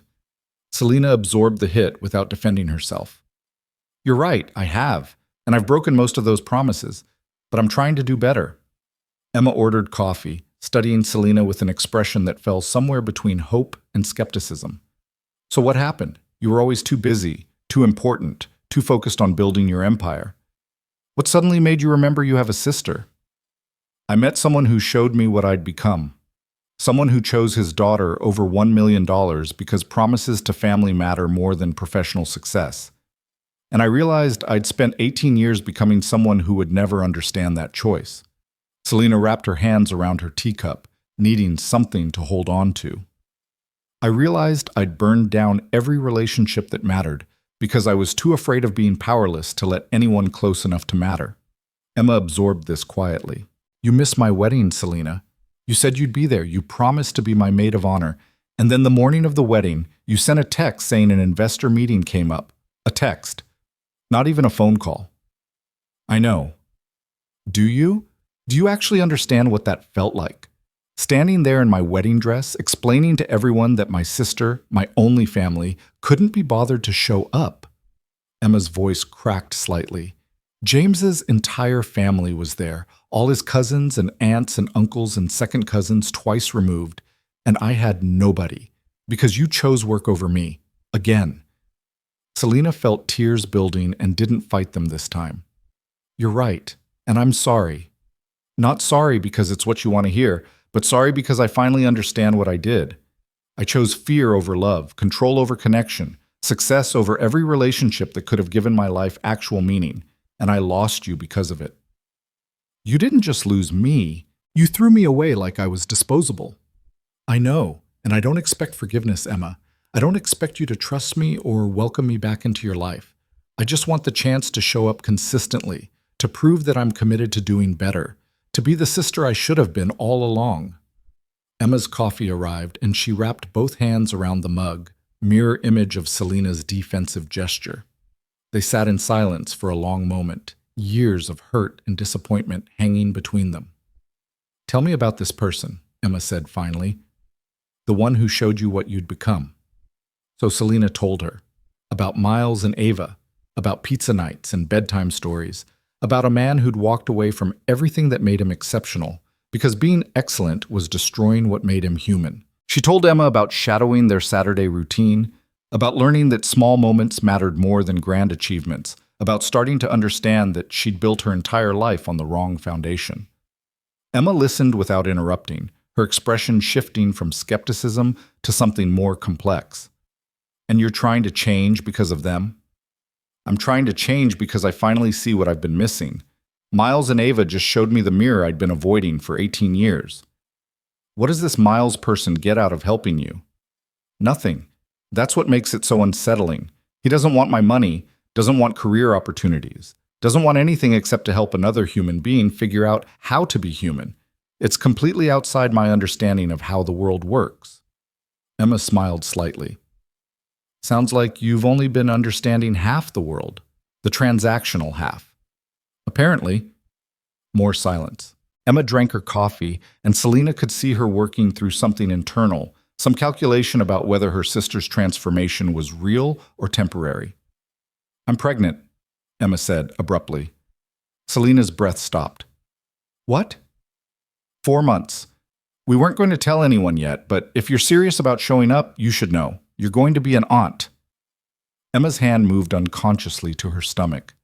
And I need to know if you're actually going to be present for this, or if you're going to disappear again when work gets busy. Emma, Selena stopped, feeling the weight of this moment crystallize. This wasn't just about reconciling with her sister anymore. This was about whether she'd be part of her niece or nephew's life. Whether she'd show up for birthdays and holidays and ordinary moments. Whether she'd be the kind of Aunt Ava deserved or the kind who sent expensive gifts instead of presents. I'll be there, she said quietly. Every step. I promise. And I know my promises haven't meant much historically, but I'm going to prove this one is different. How? By showing up.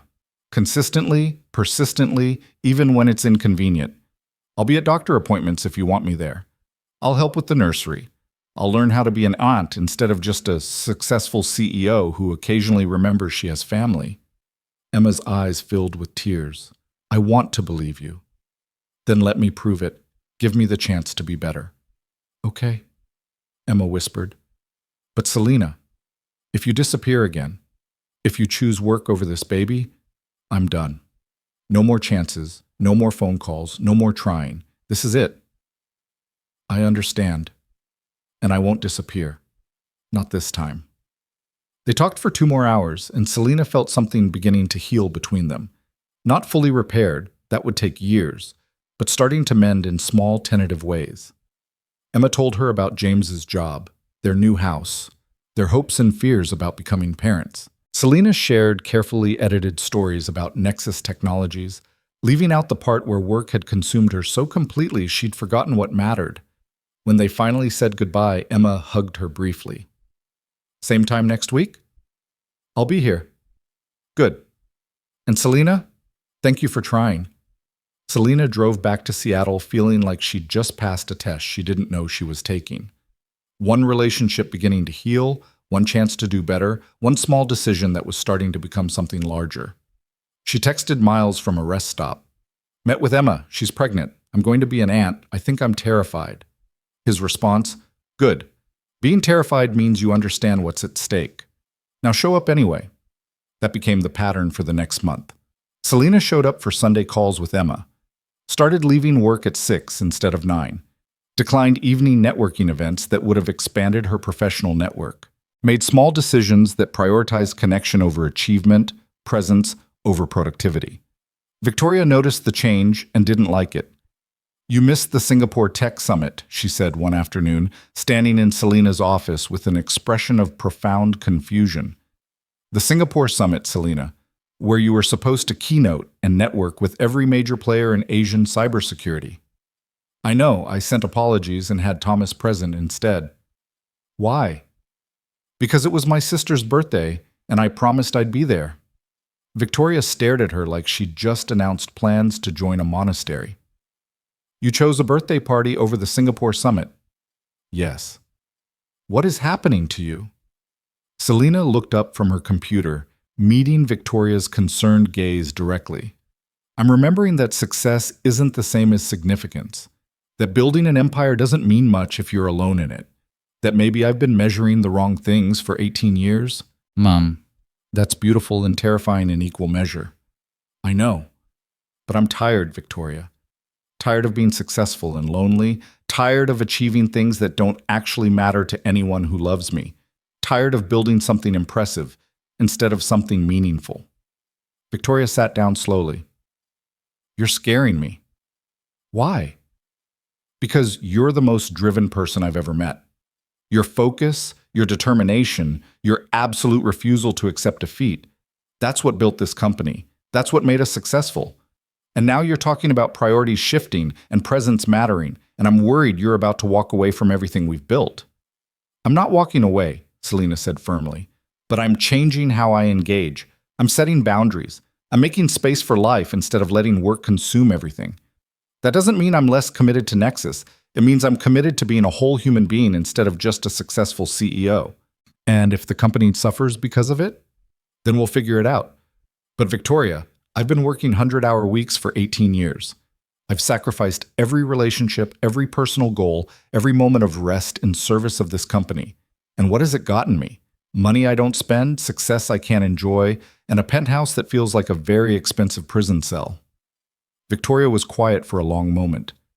Is this about the maintenance worker, Miles Carter? It's about realizing he's figured out something I haven't.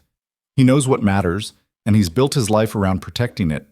I've built my life around achievement, and it's left me with nothing that actually sustains me. So you're learning from him? Yes. And it's harder than anything I've ever done because it requires me to dismantle beliefs I've held for 18 years. But I'm doing it anyway because the alternative is spending the next 40 years being successful and miserable. Victoria absorbed this, her expression complex. Just promise me you won't make any drastic decisions without discussing them first. You're important to this company, Selena. To me. I don't want to lose you to some midlife crisis disguised as self-discovery. It's not a crisis, it's a correction, and I promise, no drastic decisions without conversation. But even as Selena made that promise, she knew something was building. The cognitive dissonance between who she'd been and who she was becoming couldn't be sustained indefinitely. Eventually, something would have to give. That something arrived 3 weeks later in the form of Gordon Vance. Selena's father had been absent from her life since she was 12, since the house fire that killed her mother and left her orphaned. He'd remarried within 6 months, started a new family, and made it clear that his daughter from his first marriage was an inconvenient reminder of a past he'd rather forget. She'd seen him exactly twice in 22 years, once at her mother's funeral, once when he'd shown up demanding to know why she hadn't invited him to her Stanford graduation. Now he sat in her office at Nexus Technologies, looking older but no less calculating, wearing a suit that suggested continued financial success. "Hello, Selena." She felt ice form in her chest. "What are you doing here?" "I heard you've been making some interesting choices lately. Leaving work early, missing important summits, prioritizing personal matters over professional obligations." He smiled, and it reminded her exactly why she'd spent 18 years building armor against vulnerability. "I thought perhaps you needed some paternal guidance. I don't need anything from you." "Don't you?" Gordon settled into the chair across from her desk, uninvited. "I did some research. This maintenance worker you've been spending time with, Miles Carter, single father, military background, currently making $14 an hour fixing broken toilets. And his daughter, Ava, 10 years old, apparently quite bright." Selena felt warning bells screaming, "Stay away from them!" "I'm simply observing that you're making questionable associations. People might wonder if the CEO of Nexus Technologies is fit to lead if she's spending her time slumming with maintenance workers and their children." "Get out of my office." Gordon didn't move. "I'm here because I have a proposal. Step back from these distractions, refocus on building your company, and I'll invest $50 million in Nexus's next expansion phase.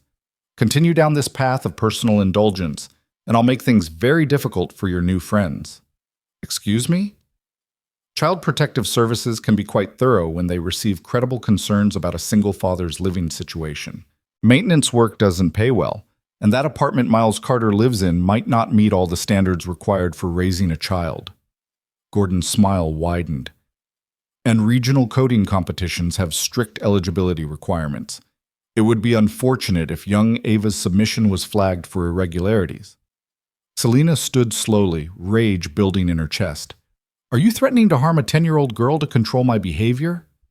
"I'm suggesting that your choices have consequences, that perhaps you should remember who you are and what you've built instead of playing house with people beneath your station." "Beneath my station?" Selena walked around her desk, stopping directly in front of her father. "Miles Carter is worth 100 of you. He's brave enough to prioritize what matters, strong enough to walk away from work that was destroying him, and loving enough to show up for his daughter every single day. He's everything you never were and everything I'm trying to become." How touching, and completely irrelevant to the business of running a major technology company. "Actually, it's completely relevant because I'm done, Dad. Done with measuring success by metrics that don't actually matter. Done with building empires at the cost of humanity. Done with being the kind of person who values achievement over connection." Gordon's expression hardened. "You're making a mistake." "No. The mistake was spending 18 years becoming you, building success through fear and control, measuring worth in dollars and market share, treating people as tools instead of humans. I'm correcting that mistake now. By throwing away everything you've built, by remembering why I built it in the first place. I became powerful, so I'd never be vulnerable again, so no one could hurt me the way you hurt me when you walked away after Mom died. But you know what I've learned? That kind of power is just another form of prison. I've been so focused on never being hurt that I forgot how to connect with anyone who might actually matter. She met his eyes directly, feeling something shift inside her. Not quite forgiveness, but maybe release. So here's my counter proposal. Leave my office, leave Seattle, and never contact me again. If you threaten Miles or Ava, if you interfere in their lives in any way, I will dedicate every resource I have to destroying whatever financial empire you've built. I will make it my personal mission to ensure you lose everything. Gordon stood slowly. You're not capable of that kind of ruthlessness. You're getting soft. No, I'm finally getting strong enough to protect what matters instead of just protecting myself. Now get out before I have security escort you. He studied her for a long moment, and Selena could see him calculating whether she was serious. Whatever he saw in her expression must have convinced him, because he turned toward the door without another word. At the threshold, he paused. Your mother would be disappointed. My mother would be proud that I'm finally learning what actually matters. Goodbye, Gordon. After he left, Selena sat at her desk, shaking with adrenaline and something that might have been liberation.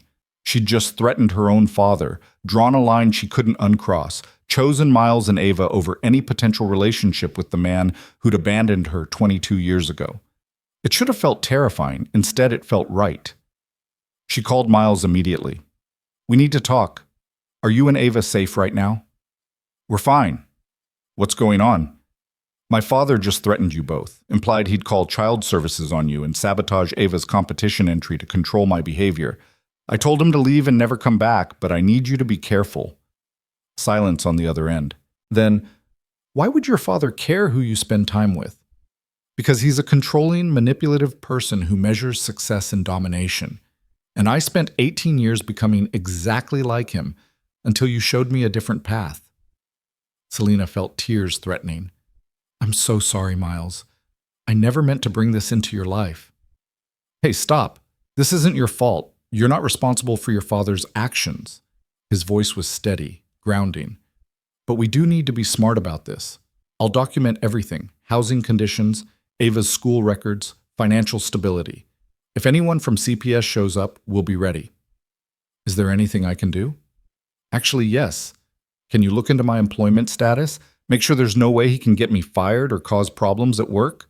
I know that's asking a lot. Consider it done. I'll put you under direct protection of executive security. Anyone who tries to touch your employment goes through me first. Selena was already typing on her computer, implementing safeguards. And Miles? Thank you. For what? For showing me what's worth protecting. For teaching me that connection matters more than control. For being exactly who you are even when it costs you. I'm just a dad trying to raise his kid right. You're more than that. You're proof that there's a better way to live. And I'm grateful I found you before I'd burned down everything that could have made my life meaningful. After they disconnected, Selena sat in her office, processing what had just happened. She'd chosen Miles and Ava over her father, chosen connection over family obligation, even though that family connection was already broken beyond repair. The old Selena would have calculated the strategic advantage, would have manipulated the situation to maintain all her options. The new Selena, still forming, still uncertain, had simply chosen what mattered and accepted the consequences. Victoria appeared in her doorway. Your father just left the building. He looked angry. What happened? He tried to threaten people I care about to control my behavior. I told him to leave and never come back. Victoria's eyebrows rose. That's definitive. It needed to be. I'm done letting fear of powerlessness drive every decision I make. Done building walls so high that nothing meaningful can reach me.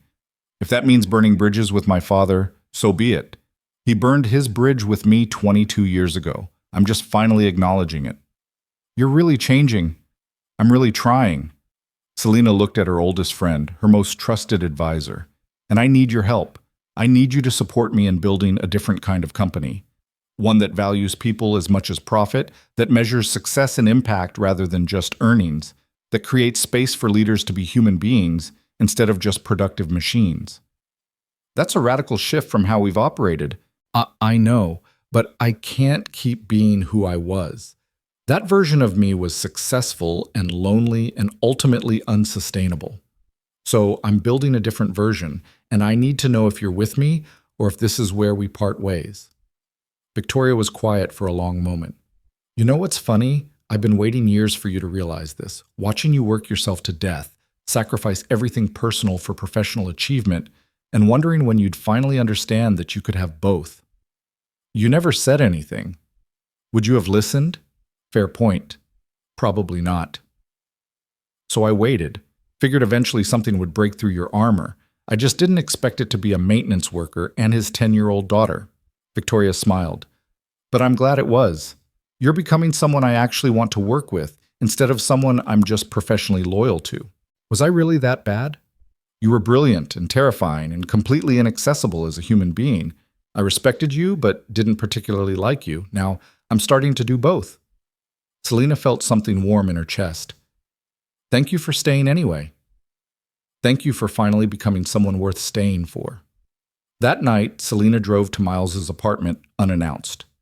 She needed to see them, to make sure they were safe, to prove to herself that her father's threats hadn't caused any immediate damage.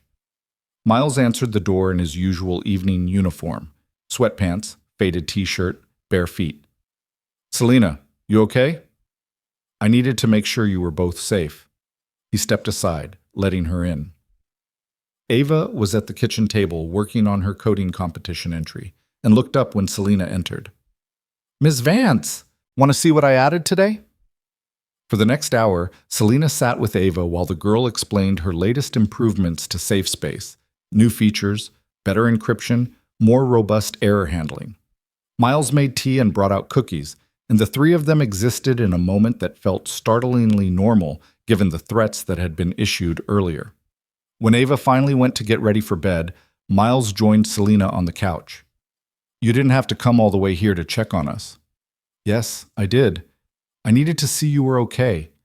I needed to know my father's threats were just words. They probably were.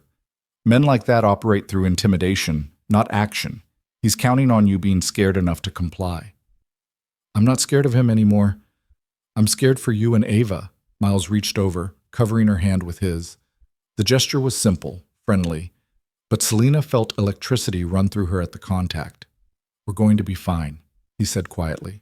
I've dealt with actual threats before.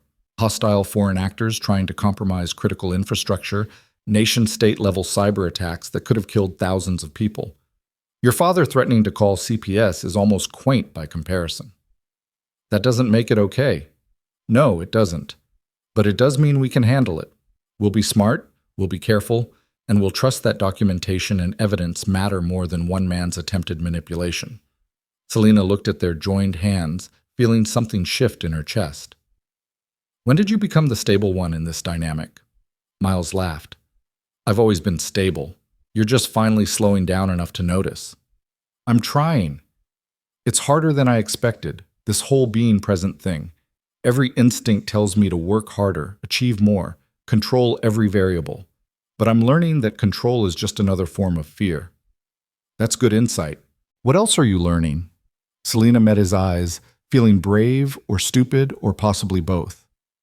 That I care about you, both of you. More than is probably wise given how recently you entered my life. That the thought of my father threatening Ava made me angrier than anything has made me in years. That sitting here in your living room feels more like home than my entire penthouse. Miles didn't pull his hand away, but his expression became more serious. Selena, I know. I know I'm a mess, that I'm still figuring out how to be human, that I have 18 years of dysfunctional patterns to unlearn. I'm not asking for anything. I'm just telling you the truth because you're the one person who's always been honest with me, and I want to return the favor. The truth is complicated. I know. I'm not ready for anything beyond friendship. Maybe I'll never be ready. Rebecca's only been gone 5 years, and I'm still figuring out how to be a single father. Adding a relationship on top of that, especially with someone as intense as you, feels like it would destabilize everything I've built with Ava. I understand. But Miles continued, squeezing her hand gently. I care about you too. I've watched you work harder at changing yourself than most people work at anything. I've seen you make difficult choices, prioritize differently, show up even when it's uncomfortable. That matters. You matter. Just not enough to risk what you have with Ava. It's not about enough. It's about timing and readiness and protecting what's most vulnerable. Ava is still healing from losing her mother. I'm still learning how to be the father she deserves. Adding a relationship into that equation right now would be irresponsible. Selena nodded, understanding even though it hurt. You're right. I'm not even ready for a relationship. I barely know how to maintain a friendship. I just wanted you to know that you've changed my life, and I'm grateful. The feeling is mutual. You've reminded me that transformation is possible, that people can change if they want it badly enough. That's a gift. Ava's voice called from her room. Dad, I need help with my project. Miles smiled, standing. Duty calls. Want to stay for bedtime story? Ava's been asking if you'd read with us sometime. Really?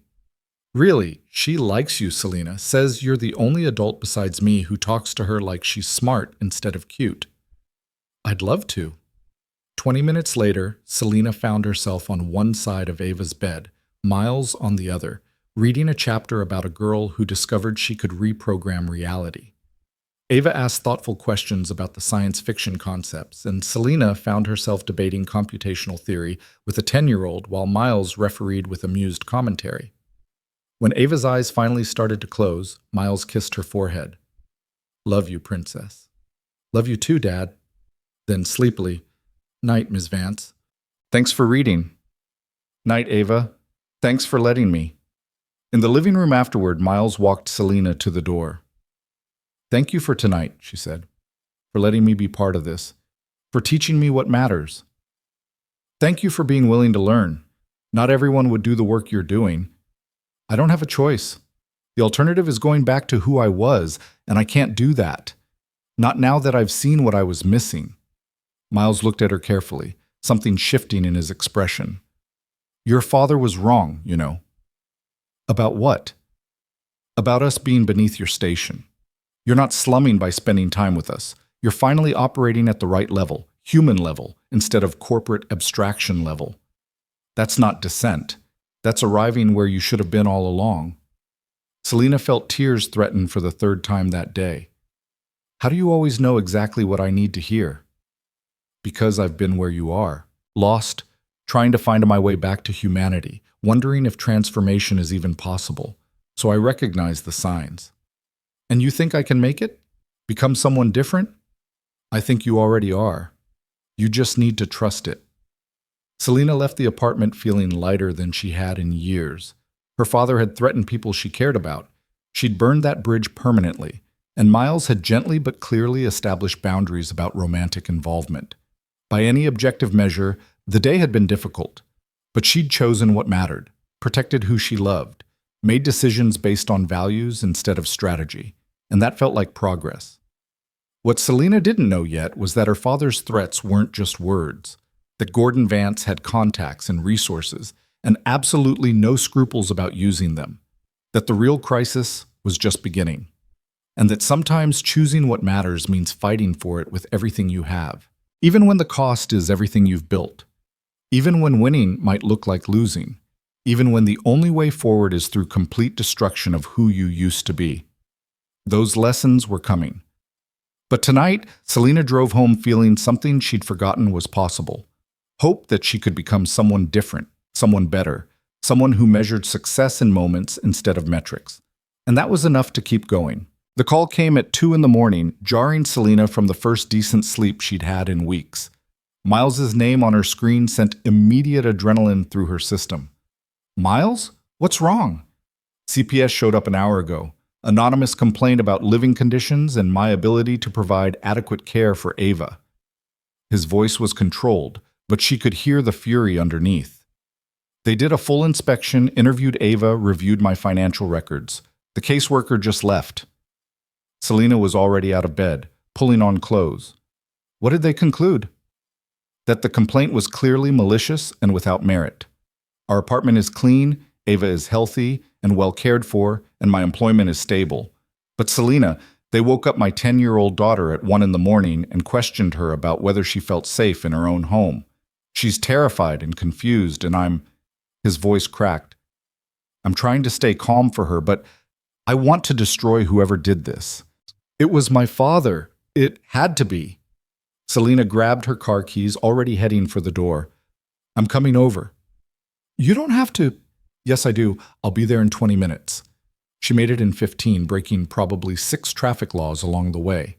Miles answered the door immediately, and she could see the exhaustion and rage warring in his expression. Behind him, Ava sat on the couch, wrapped in a blanket, looking smaller and more vulnerable than Selena had ever seen her. Hey, Ava, Selena said softly, sitting beside her.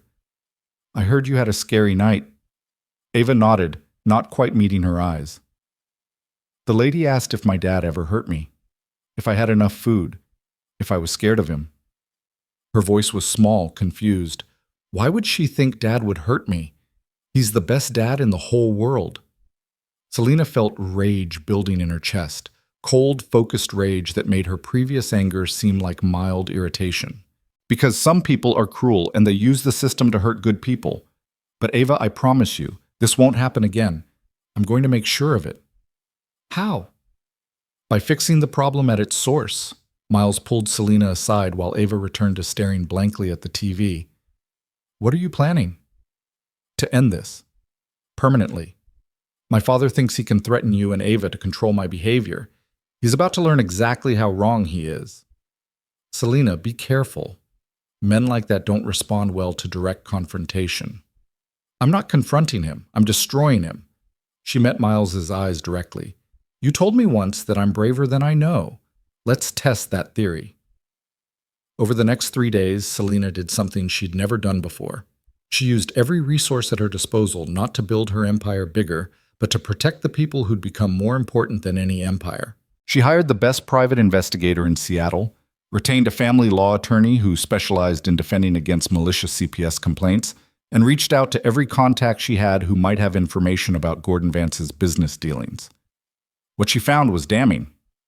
Her father had built his fortune through a series of questionable real estate deals, tax shelters that skirted legality, and partnerships with investors who'd later been convicted of fraud. He'd stayed clean by staying connected, friends in the right places, donations to the right politicians, lawyers who specialized in making problems disappear. But Selena had something Gordon didn't: legitimate power, legitimate connections, and absolutely no mercy for people who threatened children. She started making calls. The first was to her company's chief legal officer. David, I need you to compile a report on Gordon Vance's business holdings. Everything. Real estate, investments, partnerships, tax filings for the past 20 years. I want to know every vulnerability, every questionable decision, every place where scrutiny would cause problems. David hesitated. Selena, that's your father. Are you sure? He threatened a 10-year-old girl to manipulate my behavior. I'm absolutely sure. Get me the report by tomorrow morning. The second call was to Emma. I need to ask you something, and I need you to be completely honest with me. Did Dad ever reach out to you, try to control your life through threats or manipulation? Emma was quiet for a long moment. He showed up right after I got engaged to James, told me James wasn't good enough, that I was making a mistake. That if I went through with the wedding, he'd make sure James's business failed. I told him to leave and never spoke to him again. Why didn't you tell me? Because you weren't speaking to me then. And because I handled it myself. James and I got married anyway, and Dad never followed through on his threats. I figured he was all talk.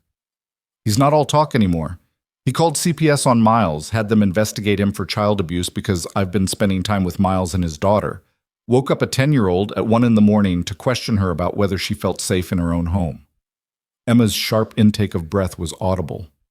That's monstrous. That's Gordon Vance, and I'm ending it. But I need to know, will you help me? I'm going to expose every questionable thing he's ever done, use every connection I have to ensure he faces consequences. It might get ugly. I'm in. What do you need? Everything you remember about his business dealings, his threats, any documentation you have. I'm building a case that will bury him. The third call was the hardest. To her company's board of directors, specifically to Margaret Chen, the only board member who'd ever challenged Selena's decisions and lived to tell about it. Margaret, I need advice. Personal advice, not professional. I'm listening. If you discovered that someone in your family was actively harming innocent people, threatening children, using their power maliciously, and you had the resources to stop them, but doing so would be public and messy, what would you do? Margaret was quiet for a moment. Is this about your father? How did you... I did my research when you brought me onto the board, knew about the house fire, your mother's death, your father remarrying and essentially abandoning you, and I've watched you build this company like you're constructing a fortress against ever being vulnerable again. Margaret's voice softened. What did he do? Selena told her everything, the threats, the CPS visit, the pattern of manipulation and control. When she finished, Margaret sighed heavily. You already know what you need to do. You're just afraid of becoming like him, using power to destroy someone, even when they deserve it. Exactly. But here's the difference, Selena. He uses power to control people, to maintain dominance, to serve his own ego. You're using power to protect innocence, to stop harm, to serve something beyond yourself. Those aren't the same thing, even if the methods look similar. So I should do it? I think you'd never forgive yourself if you didn't. But Selena, be strategic. Don't just destroy him out of rage. Build a case so airtight that when you move, it's final and legal and leaves him no room to retaliate. That's the plan. Good. And one more thing.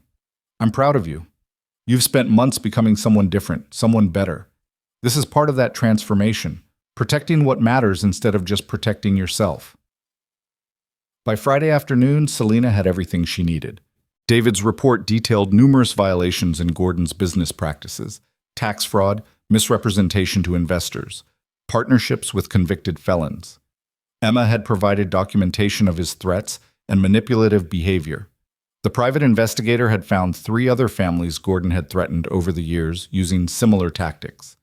And Selena had found something else. Gordon didn't actually own the majority of his business empire. It was held in a family trust, created by Selena's grandparents, with specific provisions about how the assets could be transferred. Provisions that gave Selena, as the eldest grandchild and only child of the original marriage, significant control if she chose to exercise it. Her grandfather had apparently been smarter than Gordon gave him credit for. He'd built in safeguards, probably suspecting his son might abuse any power given to him. Selena called her father one last time. We need to meet. Tomorrow, 10 a.m., at the downtown Starbucks. Come alone. I don't take orders from you. You will for this conversation, 10 a.m. Don't be late. She arrived early, claimed a corner table, and waited. Gordon showed up 12 minutes late, probably a power play, looking confident and vaguely amused. This better be important. I have a golf game at noon. Selena slid a folder across the table. Read this. He opened it, and she watched his expression shift from amusement to confusion to dawning horror as he processed the contents. Tax fraud documentation, evidence of CPS manipulation, testimony from other families he'd threatened, and finally, the trust documents showing exactly how much control Selena actually had over his financial empire. Where did you get this? His voice had lost its confidence. I built a tech empire from nothing, Dad. Finding information is literally what my company does. Now here's what's going to happen. You're going to sign over operational control of the family trust to me.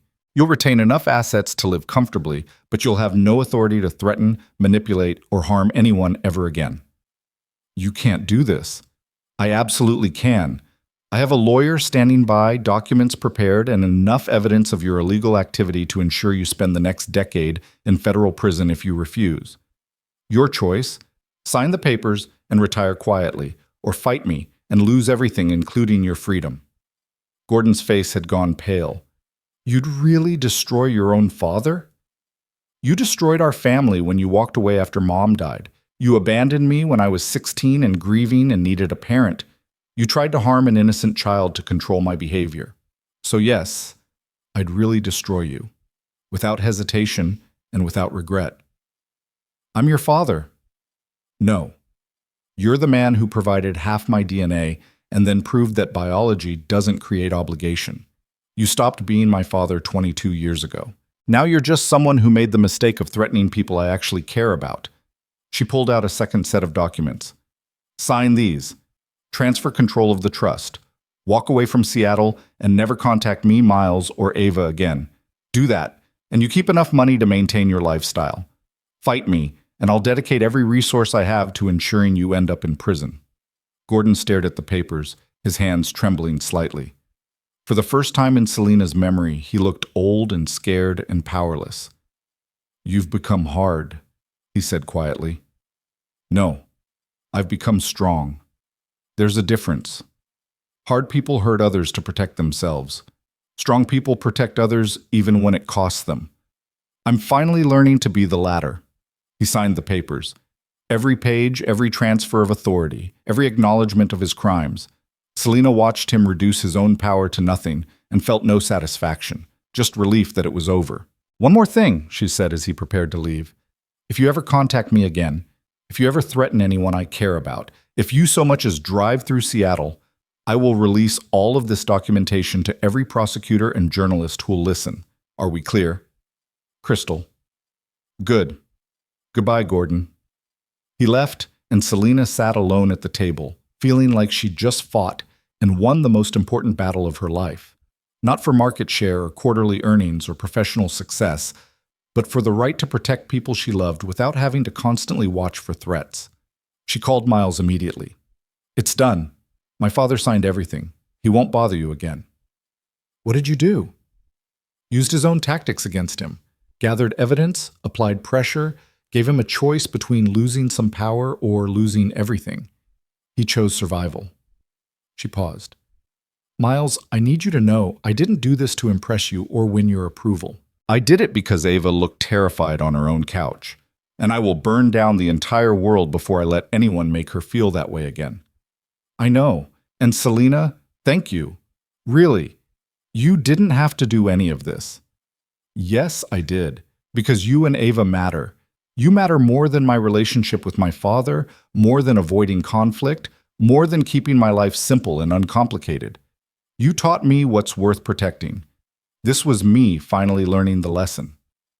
You're a good person, Selena Vance. I'm learning to be. Still got a long way to go, but I'm learning. That evening, Selena showed up at Miles's apartment with pizza, half pineapple and ham for Ava, half mushroom and peppers for Miles, and a third cheese section for herself. The Friday night tradition she'd observed, now joining instead of just witnessing. Ava hugged her immediately. Dad told me what you did, that the scary lady won't come back. She won't, I promise. And Ava, I'm sorry that happened to you. You didn't deserve it, and it was my fault for bringing my family problems into your life. It wasn't your fault. Your dad is just mean. Ava said it matter-of-factly, without malice. But you're nice, so you're not like him. I'm trying not to be. They ate pizza and watched a movie about a girl who built a robot, and Selena felt something settle in her chest. This was what mattered. This ordinary moment with people who'd become extraordinary to her, this simple tradition that valued presence over everything else. When Ava went to get ready for bed, Miles joined Selena on the couch. You know what I realized today? She said. What's that? That I spent 18 years building power to protect myself from being hurt. But real strength isn't avoiding hurt. It's caring about people enough to be vulnerable to them, risking connection even when it might cost you, choosing love over safety. That's good wisdom. Where'd you learn that? From a maintenance worker who turned down $1 million to watch his daughter's school presentation. From a 10-year-old girl who builds programs to protect other kids from bullying. From people who showed me that meaning matters more than metrics. Miles smiled. We're pretty ordinary, Selena. You might be giving us too much credit. No. You're extraordinary in the ways that actually matter, and I'm grateful I found you before I'd completely forgotten how to be human. They sat in comfortable silence for a while, and Selena felt something she'd forgotten was possible. Contentment. Not the aggressive satisfaction of professional achievement, but the quiet peace of being exactly where she was supposed to be with people who actually mattered. Miles? She said quietly. Yeah? Earlier you said you weren't ready for anything beyond friendship. I want you to know, I'm okay with that. I'm not expecting or demanding anything more. I just want to be in your lives in whatever capacity makes sense. Because you've both given me something I didn't know I was missing, and I don't want to lose it by pushing for more than you're ready to give. Miles looked at her carefully, something shifting in his expression. What did we give you? A reason to become someone different. A model for what actually matters. Evidence that transformation is possible even after 18 years of becoming the wrong person. She met his eyes. You gave me hope, Miles, and I'm more grateful for that than I can express. He reached over, taking her hand like he had before. You gave us something too, you know. What's that? Proof that people can change, that someone who's built their entire life around the wrong priorities can recognize it and do better. Ava watches you learning and growing, and she's seen that adults aren't fixed, that we can all keep becoming better versions of ourselves. He squeezed her hand gently. That's a gift. Thank you for being brave enough to do the work in front of her. Ava's voice called from her room. I'm ready for story time. Miles stood, then paused. Stay for the story? I'd love to. They read together, the three of them, and Selena felt a sense of belonging she'd never experienced in any boardroom or business victory. When Ava finally drifted off, Miles kissed her forehead with the same gentle tenderness he showed every night. Love you, Princess? Love you too, Dad. Then, sleepily, love you, Selena. Selena felt her breath catch. Love you too, Ava. In the living room afterward, Miles walked her to the door as usual, but this time he didn't immediately open it. About what I said before, he started. About not being ready for anything beyond friendship. Miles, you don't have to... Let me finish. I wasn't ready then because I was scared of destabilizing what I'd built with Ava, scared of letting someone close enough to hurt us again. But watching you fight for us, protect Ava from your father's threats, choose us over your own family, that changed something. Selena's heart was pounding. What are you saying? I'm saying maybe I'm ready to try. Slowly, carefully, with Ava's well-being as the top priority, but to try, if you're interested. If I'm interested? Selena laughed, feeling tears threaten. Miles, I've been interested since you turned down $1 million for a school presentation. I just didn't think I deserved someone like you. You do. You've worked harder at becoming a better person than anyone I've ever met. You've chosen growth over comfort, connection over control, love over safety. That's exactly the kind of person who deserves good things.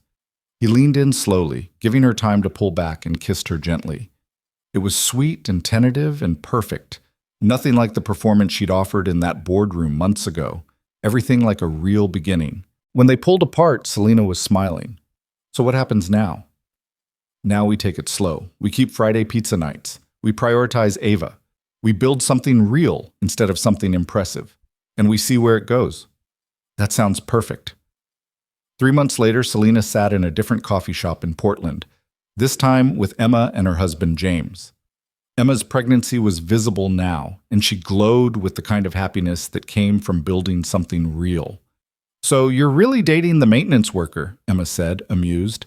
His name is Miles, and yes, and before you ask, it's the healthiest relationship I've ever had. We actually talk about real things. He calls me out when I'm being unreasonable, and Ava keeps me honest about my priorities. How's that working with running Nexus? I implemented new policies. Mandatory work-life balance for all executives, flex time for parents, and I'm testing a 4-day work week in our development division. Productivity hasn't dropped.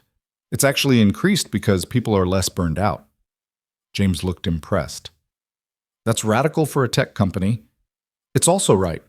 I spent 18 years building a company that consumed its people. I'm rebuilding it to sustain them instead. And you know what's funny? Our employee retention is up, our recruitment is easier, and the board is actually pleased with the direction. Because you're building something sustainable instead of just profitable, Emma observed. Exactly. Miles taught me that. You can't sustain success built on destroying the people who create it. Eventually, everyone burns out or quits or loses sight of why the work matters. So I'm creating space for people to be human while they're being productive. Emma reached across the table, taking Selena's hand. I'm proud of you. Really proud. You've become someone completely different in the best possible way. I had good teachers, and I finally learned to listen. The conversation shifted to baby preparations, and Selena found herself genuinely excited about becoming an aunt. She'd already bought too many baby clothes, started a college fund, and committed to being present for every important moment. Not out of obligation, but because Emma and this baby mattered more than any professional achievement ever could. When she left Portland that afternoon, driving back towards Seattle, Selena called Miles. "Hey, how was the visit?" "Really good. Emma and I are actually rebuilding something real, and I'm going to be an aunt in 4 months, which is terrifying and exciting in equal measure.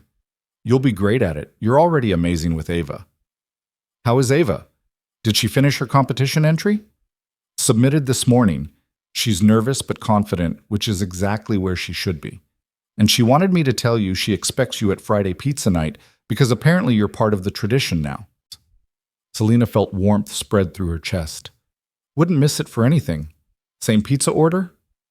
"Same pizza order, though Ava's lobbying to add breadsticks to the rotation." "Breadsticks are negotiable. See you Friday." "See you Friday. Drive safe." Selena disconnected and drove toward home, not her penthouse with its designer perfection, but Miles's small apartment where Ava's artwork covered the walls and life happened in ordinary, extraordinary moments. She'd moved most of her essential belongings there over the past month, maintaining the penthouse mostly for work-related hosting. Her phone rang again. "Victoria." "Hey, the quarterly board meeting is scheduled for next month. You ready?" "Ready to present a quarter where we prioritize people as much as profit?" "Absolutely." "Ready to defend those choices to board members who think work-life balance is weakness?" "We'll see."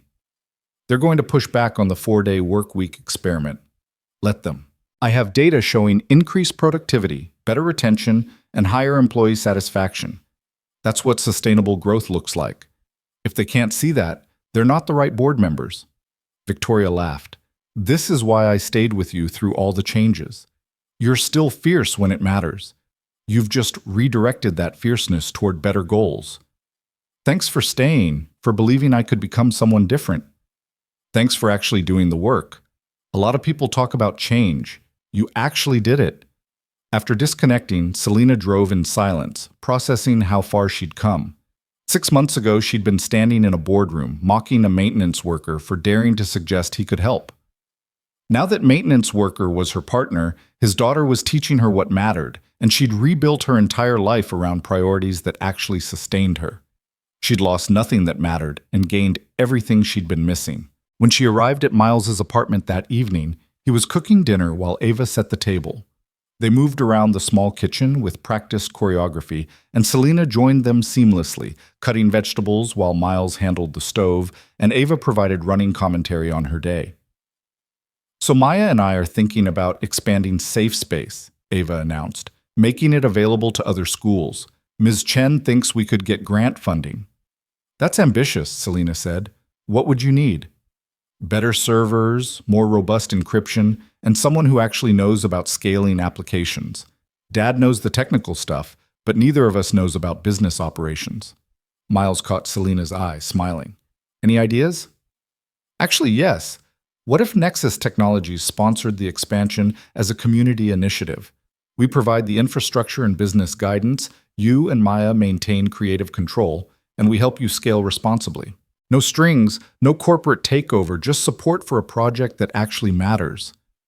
Ava's eyes went wide. "Really? You do that?" "I'd be honored to do that, but only if you and Maya are comfortable with it. This is your project, your vision. We'd just be facilitating the expansion. Can we think about it?" "Take all the time you need." They ate dinner together, and Selena watched Miles teach Ava something about proper knife technique while seasoning pasta. Normal moments, strung together with intention, creating a life that meant something beyond achievement or success. This was what she'd been missing. This connection, this presence, this sense that she was building something that would matter long after quarterly earnings were forgotten. After dinner, while Ava finished homework, Miles and Selena cleaned up together. "You know what I realized today?" Miles said, drying dishes. "What's that?" "That I was wrong about you." "How so?" "When you first showed up in that boardroom, I thought you were just another powerful person who'd lost touch with humanity. But you weren't lost. You were just looking in the wrong direction, All you needed was someone to turn you around and show you what actually matters. You make it sound simple. The concept is simple. The execution is hard. But you did the hard work, Selena. You dismantled 18 years of dysfunctional patterns, rebuilt your priorities, protected the people you love even when it cost you. That's not simple. That's heroic. I'm not a hero. I'm just someone who finally figured out that empires don't keep you warm at night. Miles smiled, pulling her close. Maybe that's what heroism looks like in real life. Not grand gestures or dramatic sacrifices, but small choices made consistently toward becoming someone better. They stood together in the small kitchen, and Selena felt peace settle over her. This was success redefined, not billions in the bank or market dominance or professional accolades, but moments of connection with people who'd become her family. 6 months after that, Selena stood in a hospital room in Portland, holding her newborn niece while Emma recovered from delivery and James hovered nervously. "She's perfect," Selena whispered, looking down at the tiny red-faced baby. "She is," Emma agreed, exhausted but radiant. "We're naming her Claire, after Mom." Selena felt tears stream down her face. "Mom would have loved that. She would have loved seeing you like this too. Happy, connected, finally building a life instead of just a career." Miles appeared in the doorway with Ava, who'd insisted on coming to meet her new cousin, even though they weren't technically related. Ava approached carefully, peering at the baby with serious concentration. "She's so small," Ava observed. "Was I that small?" "Smaller, actually," Miles said. "You were barely 6 pounds. And you took care of me all by yourself?" "Best decision I ever made." Ava looked at Selena holding baby Claire, then at Miles, then back at the baby. "Are we a family now? Like a real family?" Miles and Selena exchanged glances, something passing between them without words. "Yeah, kiddo," Miles said softly. "I think we are." "Good. I like having more family. It feels less scary when there are more people." Selena carefully passed Claire to Emma and pulled Ava into a hug. "You're absolutely right. It's less scary when there are more people, and I'm honored to be part of your family." "Me too," Ava said, hugging back. "You're pretty cool for a CEO." Everyone laughed, and the moment crystallized into something Selena knew she'd remember forever. Not a board meeting or product launch or professional triumph, but this, standing in a hospital room with the people who'd become her family, watching new life begin, feeling connected to something larger than herself. 2 years after that first Friday night pizza tradition, Miles and Selena sat in Jefferson Elementary School's auditorium, watching Ava accept a Regional Innovation Award for Safe Space. The program had expanded to 43 schools across Washington state, had helped resolve over 200 bullying incidents, and had been featured in national education journals as a model for peer-driven safety initiatives. Ava stood at the podium, 12 years old now, and growing into her confidence, speaking to an audience of educators, parents, and students. "I built Safe Space because my friend was scared," she said, her voice steady and clear. "And I kept building it because lots of kids are scared. But the most important thing I learned wasn't about code or encryption or technical features. It was about showing up. My dad taught me that real success isn't about building perfect systems. It's about building systems that help real people, that the work matters because the people matter." She paused, looking directly at Miles and Selena in the audience. "My dad shows up for me every single day. He keeps promises even when it's hard. He chose me over everything else in the world, and he taught me that's what love looks like. Choosing people, consistently, even when other options seem easier or more impressive. And Selena taught me that it's never too late to become who you should have been, that you can spend years going in the wrong direction and still turn around and choose better." Selena felt tears streaming down her face. Miles reached over, taking her hand and squeezing gently. "So this award isn't really mine," Ava continued. "It belongs to everyone who believed that helping people matters more than being impressive. To my dad for teaching me what real strength looks like. To Selena for proving that powerful people can choose to use their power to protect instead of control. And to Maya and all the other kids who contributed ideas and code and hope that we could build something that makes the world a little bit safer." The applause was thunderous. Ava accepted her award, a plaque and a scholarship for future technology education, and came back to her seat between Miles and Selena, grinning. "Did I do okay?" she whispered. "You were perfect," Miles said, his voice thick with emotion. "You were extraordinary," Selena added. "I'm so proud of you." "Learn from the best," Ava said, squeezing both their hands. After the ceremony, they went for ice cream, another tradition they'd built over 2 years of being a family. Ava ordered her usual ridiculous combination of flavors, Miles got boring vanilla, and Selena got chocolate with way too many toppings. "So," Miles said, watching Ava attack her ice cream with characteristic enthusiasm, "I've been thinking." "Dangerous," Selena teased. "Seriously, I've been thinking about next steps. For us, I mean." Selena's heart rate picked up. "What kind of next steps?" Miles looked at her, love and uncertainty mixing in his expression. "The kind where we make this official, where we build something permanent instead of just seeing where things go." "Are you asking what I think you're asking?" "Depends.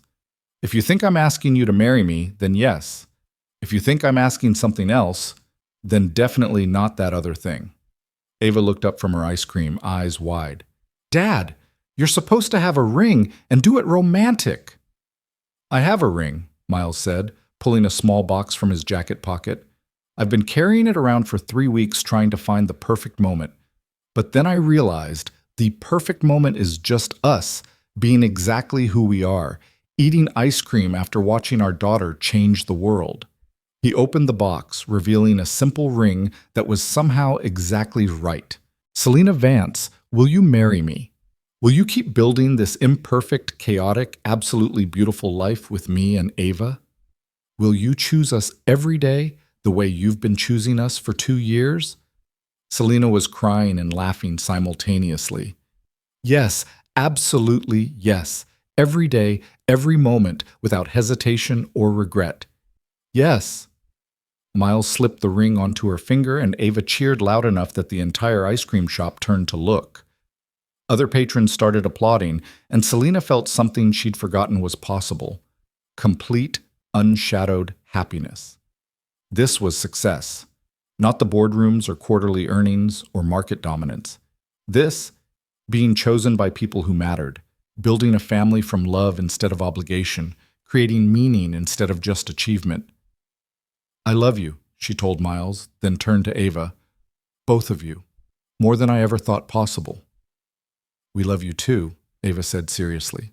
"And now you're officially going to be my mom, which means you have to come to all my school events and help with homework and tell me when I'm being ridiculous." "I can do that. I'm pretty good at telling people when they're being ridiculous." "That's because you used to be ridiculous yourself," Ava observed.